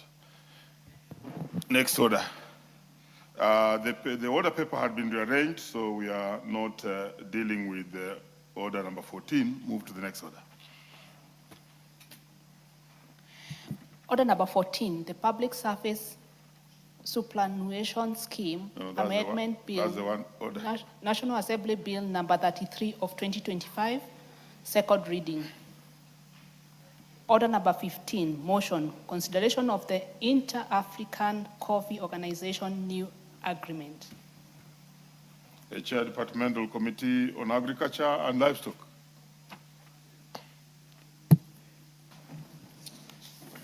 Thank you very much, Honourable Speaker. Honourable Speaker, I beg to move that this House adopts the report of the Departmental Committee on Agriculture and Livestock on its consideration of the Inter-African Coffee Organization new agreement 2020, laid on the table of the House on Thursday, the 13th of August 2026, and pursuant to the provisions of Section 8(4) of the Treaty Making and Ratification Act, Cap 4D, approves the ratification of the Inter-African Coffee Organization, IACO new agreement 2020. Honourable Speaker, the committee report before the House details the committee's consideration of the ratification of the Inter-African Coffee Organization, IACO new agreement 2020. Honourable Speaker, by way of background, Honourable Speaker, I wish to summarize. By way of background, Honourable Speaker, the establishment of IACO, or Inter-African Agreement, or I mean Inter-African Coffee Organization, was established on 7th of December 1960 with Kenya as a founding member. It was created basically to unite African coffee producing countries, to coordinate coffee marketing, to address production and trade challenges, and to promote sustainable growth of African coffee sector. Honourable Speaker, why then do we have the new agreement? The new agreement, Honourable Speaker, is coming in because the original framework had become outdated due to the following reasons. One, the coffee industry has shifted from government-controlled systems to private sector-led markets. The second reason is that Africa now seeks to capitalize on opportunities under the African Continental Free Trade Area, which is the marketing provision within Africa. And the other issue, the other reason, Honourable Speaker, is that the old agreement excludes coffee consuming African countries as part of the market for coffee. It also, finally, it also provides no formal role for private sector actors. That is the former agreement. So consequently, IACO members adopted the new agreement during the 60th General Assembly in November 2020, replacing the 1960 agreement entirely. Mr. Speaker, the importance of coffee in this country cannot be underrated. The committee notes that coffee remains one of the most important crops in the country, and the key statistics do indicate that it supports approximately 5 million households in this country, and Kenya has 556 coffee cooperative societies, processing coffee or managing coffee at one stage or the other in the value chain. We have 32 large coffee estates in this country. And during the 2020-2021 crop year, we earned 382 hectares under coffee, and 44,898 metric tons of clean coffee was produced, and 30,811 metric tons of coffee came from the smallholders, and 14,108 metric tons of coffee came from the large-scale estates. And Honourable Speaker, mainly Kenya produces what is called Arabica coffee. There are challenges that are facing Africa's coffee sector, and the committee noted the following challenges, Honourable Speaker. One of them is heavy dependence on exporting raw coffee. There is a dependency on exporting raw coffee. The other one is Africa imports large quantities of processed coffee despite being the main producer of coffee. The other issue, Honourable Speaker, is that we have high global price volatility within the coffee sector. There is low farmer incomes in the coffee growing areas or coffee producers. There are technological inefficiencies that are also noted, and declining competitiveness within the coffee industry. There is abandonment of coffee farming, especially by the Kenyan farmers who left coffee and decided even to grow maize and beans. And there is also the shrinking of African share of the global coffee export. So in view of these challenges, Honourable Speaker, then came this particular agreement, which has several key areas of focus. So the major changes that have been introduced by this particular IACO agreement or new agreement include expanded membership. One of them is the membership currently within this particular provision includes coffee producing countries, coffee consuming and importing African countries, and greater participation of the private sector stakeholders. There is also new governance structure that has been brought about by this agreement, whereby the agreement establishes 7 organs. One of them is the General Assembly, then the General Secretariat, Financial and Administrative Committee, Economic and Development Committee, Private Sector Consultative Group, African Coffee Research Network, and African Coffee Development Fund. Now, the third issue that comes in with this agreement, Honourable Speaker, is the fact that the issue of African Coffee Development Fund, which is a dedicated financing mechanism to basically finance value-adding projects, also to support infrastructure, to provide technical assistance, and also to improve access to affordable financing. The fourth issue that is coming in with this particular agreement is the private sector integration. And private sector actors, who are the producers, processors, millers, exporters, roasters, buyers, and financial institutions, are formally incorporated into the continental coffee governance structure through the private sector consultative group. The fifth issue that is different from the original agreement is the issue of research collaboration, whereby the African Coffee Research Network will basically coordinate research institutions, also promote innovations, and share scientific knowledge across Africa. Honourable Speaker, the other key issue is the provision of the key issue to note are the main provisions of this particular agreement. This agreement provides for the annual General Assembly meetings, which were not probably provided in the other agreement. Also, strategic 5-year action planning and action plans. It also provides for voting rights based on export or imports. It provides for mandatory member contributions, provides for independent financial audits. It also provides for suspension of voting rights for non-payment paying members. It also provides for arbitration of disputes. It also provides for no reservation to the agreement. There are no reservations within this particular agreement. There is also withdrawal only after 1 year's written notice. You cannot withdraw any time, and the amendments requiring a two-thirds majority of the votes. Honourable Speaker, there are policy implications for Kenya that are articulated in this particular agreement. And I wish to report that the committee found or articulated the fact that it will promote Africa Free Trade Area, which basically will expand intra-Africa coffee trade, and Kenya is one of the partners, encourage local processing, increase African coffee consumption through the campaign, Drink African Coffee, Build Africa's Economy. Drink African Coffee, Build Africa's Economy. The second issue is the issue of addressing sector challenges, whereby the committee notes Kenya will benefit from improved regional cooperation, promotion of technology transfer, support to the value chain of coffee, and creation of better financing mechanisms. The third issue that the committee notes as important, or rather having implications to Kenya, is the legal and fiscal impact, whereby we have full compliance. The committee notes that this particular agreement comes in full compliance with the Constitution. It does not require amendment to the Kenya's laws. It also imposes no additional financial burden, as Kenya's annual subscription remains unchanged. And Kenya is one of those who have been paying religiously. Honourable Speaker, upon opening up for public participation, several stakeholders did participate in this particular process. And I would like to mention some of them and some of the contributions very briefly. Honourable Speaker, the committee conducted public participation through the newspaper advertisement and invited written memoranda and stakeholder consultations.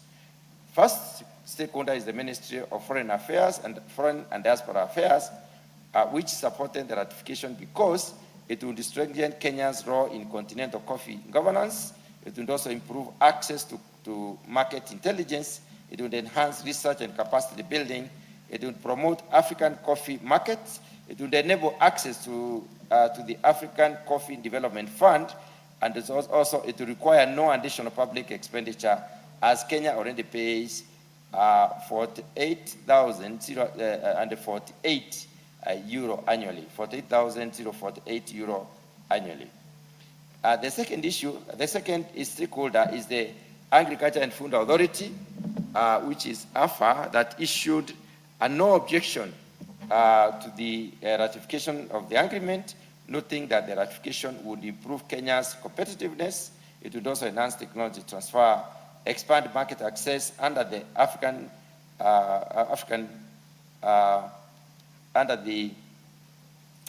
Free Trade Area. It would also strengthen Kenya's participation in the regional coffee policy. The Ministry of Agriculture and Livestock Development is another stakeholder who participated, who brought their views, and the ministry also supported ratification, stating that it would strengthen regional collaboration, improve technology exchange, expand markets, and increase competitiveness and sustainability of the Kenyan coffee industry. The other stakeholder who participated is submission by Wilson Redding.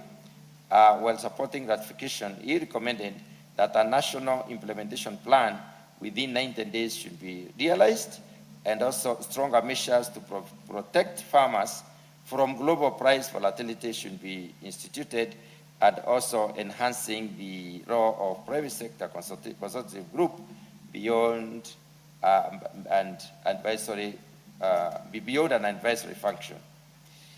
The committee's observations, Honourable Speaker, were as follows. The committee did conclude that there are strategic benefits from this particular ratification of this particular agreement, to the extent that the agreement modernizes African coffee governance. It aligns with African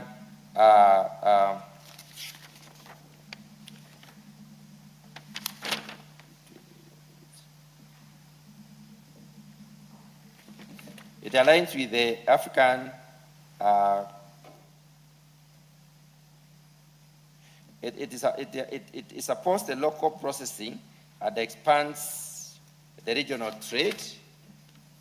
The second issue that the committee notes is the constitutional compliance, whereby it is fully consistent with the Constitution and the Kenyan legislation. The other issue, the fiduciary neutrality, where there is no additional cost to the taxpayer since Kenya continues to pay the existing annual contribution that I mentioned earlier. There is also no reservations in the sense that the Parliament must either approve or reject the treaty in full, and the reservations are not permitted in this particular case, Honourable Speaker. The risk of non-ratification is also noted, whereby failure to ratify could result in suspension of Kenya's voting rights within the African Consortium, loss of influence in continental coffee policy, exclusion from specialized IACO committees. Those are the repercussions if Kenya doesn't ratify. And also the financing opportunity, whereby ratification gives Kenya access to the African Coffee Development Fund financing, the technical assistance that is available under the coffee value addition projects or opportunities. To the smallholder farmers, the committee stresses that ratification alone is insufficient, and that the national implementation plans and market stabilization strategies are necessary to ensure benefits reach smallholder farmers who produce between 70 and 75% of the coffee through 556 cooperative societies that have been cited earlier. The committee, therefore, Honourable Speaker, recommends the following. The committee unanimously did recommend that the National Assembly approves the ratification of the Inter-African Coffee Organization New Agreement 2020. The committee also recommends that directs the Prime Cabinet Secretary and the Cabinet Secretary for Foreign and Diaspora Affairs to deposit Kenya's instrument of ratification with the UNECA. Also, the committee recommends that requires the Ministry of Agriculture and Livestock Development to prepare within 90 days a comprehensive national implementation matrix detailing how Kenyan farmers will benefit, particularly through access to the African Coffee Development Fund and the value chain development. And finally, Honourable Speaker, the committee also recommends that directs the Agriculture and Food Authority to develop a targeted export promotion framework for Kenya's processed coffee within the African free trade area market. Honourable Speaker, with those remarks, I do wish to move and call upon the Honourable Osero Kibagendi, member of the committee, to second. Honourable Kibagendi.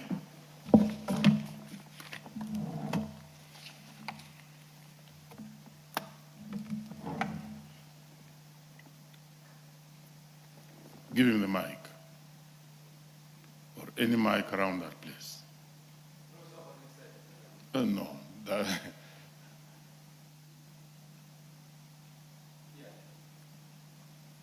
Yes, there's one at the minority leaders table.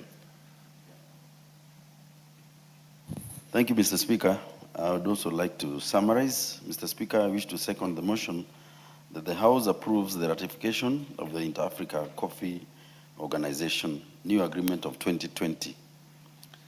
Honorable Speaker, coffee remains one of Kenya's most valuable cash crop and key source of foreign exchange. The subsector supports the livelihoods of over 5 million Kenyans and rests overwhelmingly on smallholder agriculture.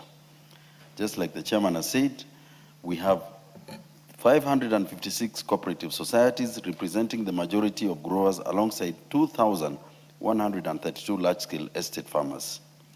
Despite producing some of the finest Arabica coffee in the world, Kenya and other African producers face persistent structural weaknesses.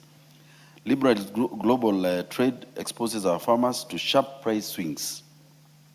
Many African states still import processed coffee from Europe, Asia, and Middle East. Mr. Speaker,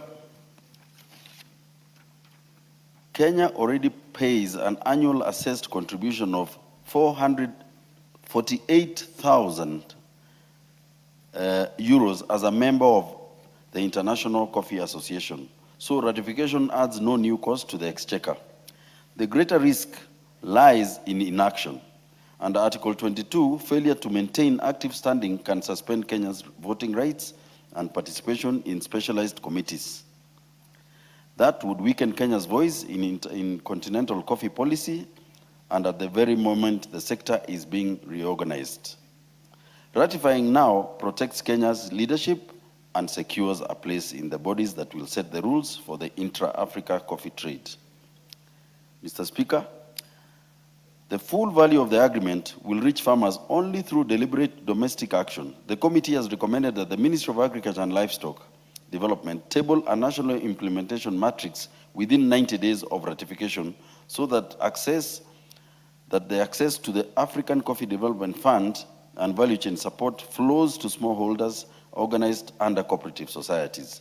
This link between continental membership and farm-level benefit is what makes the case for approving and compelling.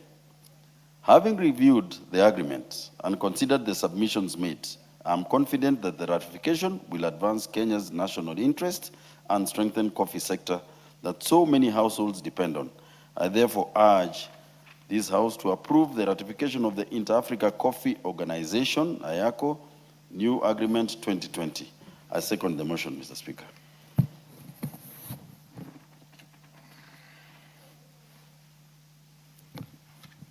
Very well. Honorable members, let me proceed to propose the question, which is that this House adopts the report of the Departmental Committee on Agriculture and Livestock on its consideration of the Inter-African Coffee Organization, IACO, new agreement 2020 laid on the table of the House on Thursday, 13th, 2026, and pursuant to the provisions of Section 8.4 of the Treaty Making and Ratification Act, Cap 4D, approves the ratification of the Inter-African Coffee Organization, IACO, new agreement 2020. Ridikiri Mugambi, I see you are interested in this. Yeah, Mr. Speaker, I'm interested because my constituency, Bori constituency, is an emerging coffee producing constituency. Actually, I border the chairman's constituency.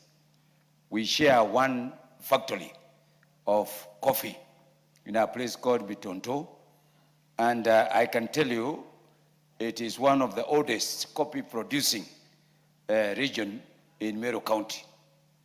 I was very keen on this ratification of the agreement because of the Inter-Africa Coffee Organization, new agreement 2020.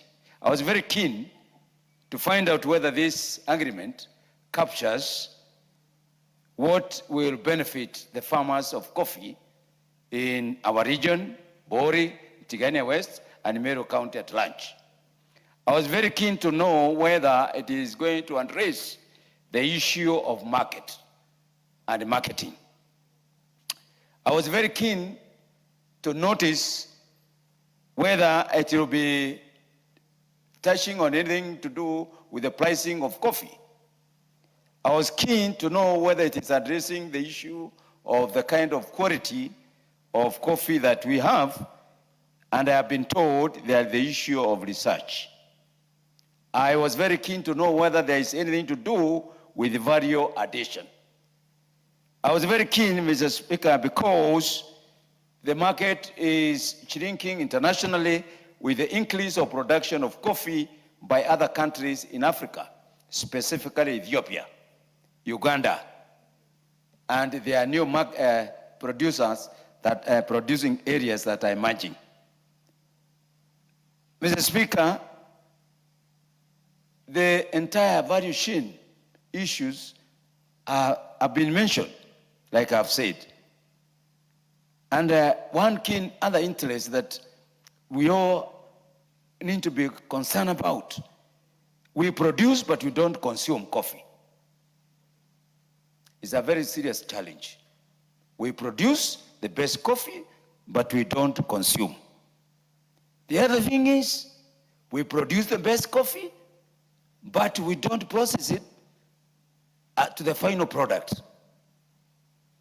I was very keen, therefore, to know as we deal with free trading, because when we talk about free trading, we are saying everybody will bring their product here. And that's exactly what is happening.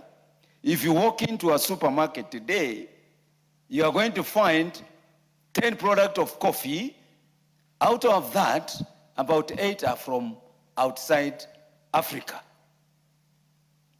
But we are the actual producers of the raw material of coffee. So really, I was very keen to see whether this agreement is addressing those factors. And I'm happy to note that the committee has really scrutinized that report, and it has really addressed those concerns from a farmer of Bori constituency and in Tigania West. Mr. Speaker, there are issues that surround legal aspect of coffee, particularly on the relationship that we have with the other countries. So that was another matter which I think has been addressed. And I really would like to thank the committee, because I think now we are trying to position Kenya into the international market through enhanced relationship with the coffee producing countries in Africa. And to me, therefore, this agreement is very important. We need to support it.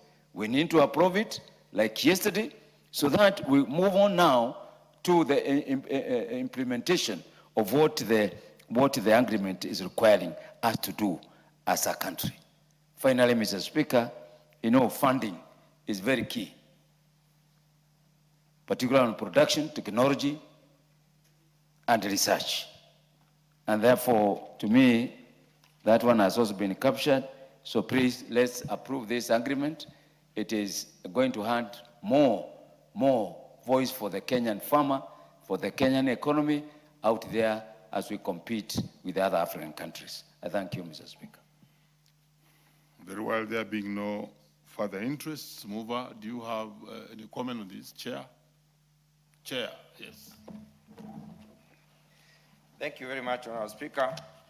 Honourable Speaker, I stand to reply that this House adopts the report of the Departmental Committee on Agriculture and Livestock on its consideration of the Inter-African Coffee Organization new agreement laid on the table of the House on Thursday, the 13th of August 2026, and pursuant to the provisions of Section 84 of the Treaty Making and Ratification Act, Cap 4D, that this House approves the ratification of this particular report. Honourable Speaker, I wish to thank those who have contributed, my brother, Honourable Ndikiri, and even the mover. Honourable Speaker, this agreement comes in with very many good things. First of all, it does align, the agreement itself aligns with the Kenyan Constitution, which means we are living on today's record as per the status quo of this particular country. And therefore, it has recognized the fact that we have a new constitution, and it's a document that has been born out of this particular environment. Honourable Speaker, the other issue is the provision of possibility for trade, opening up market for Kenya through the African Continental Free Trade Area, which is already a provision, and therefore bring together African countries to, first of all, agree on how to sell coffee outside Africa and how to consume coffee. So there are very many advantages in adopting this particular agreement. So, Honourable Speaker, I beg to reply. Honourable members, I proceed to put the question that this House adopts the report of the Departmental Committee on Agriculture and Livestock on its consideration of the Inter-African Coffee Organization, IACO, new agreement 2020 laid on the table of the House on Thursday, 13th August 2026, and pursuant to the provisions of Section 84 of the Treaty Making and Ratification Act, Cap 4D, approves the ratification of the Inter-African Coffee Organization, IACO, new agreement 2020. Will as many of our opinions say aye? Will as many of contrary opinions say nay? The ayes have it. Next order. Order number 16, motion, inspection visit to the Kenyan embassy in Morocco. The chair defends. We got a report that the committee is engaged elsewhere in the chair, and therefore we defer that to the next sitting. Next order. Order number 17, motion, inspection visit to the Kenyan embassy in Egypt. Honourable members, is the same chair who is involved in that next order. and therefore it also stands deferred to the next session. We may be upstanding, honorable members.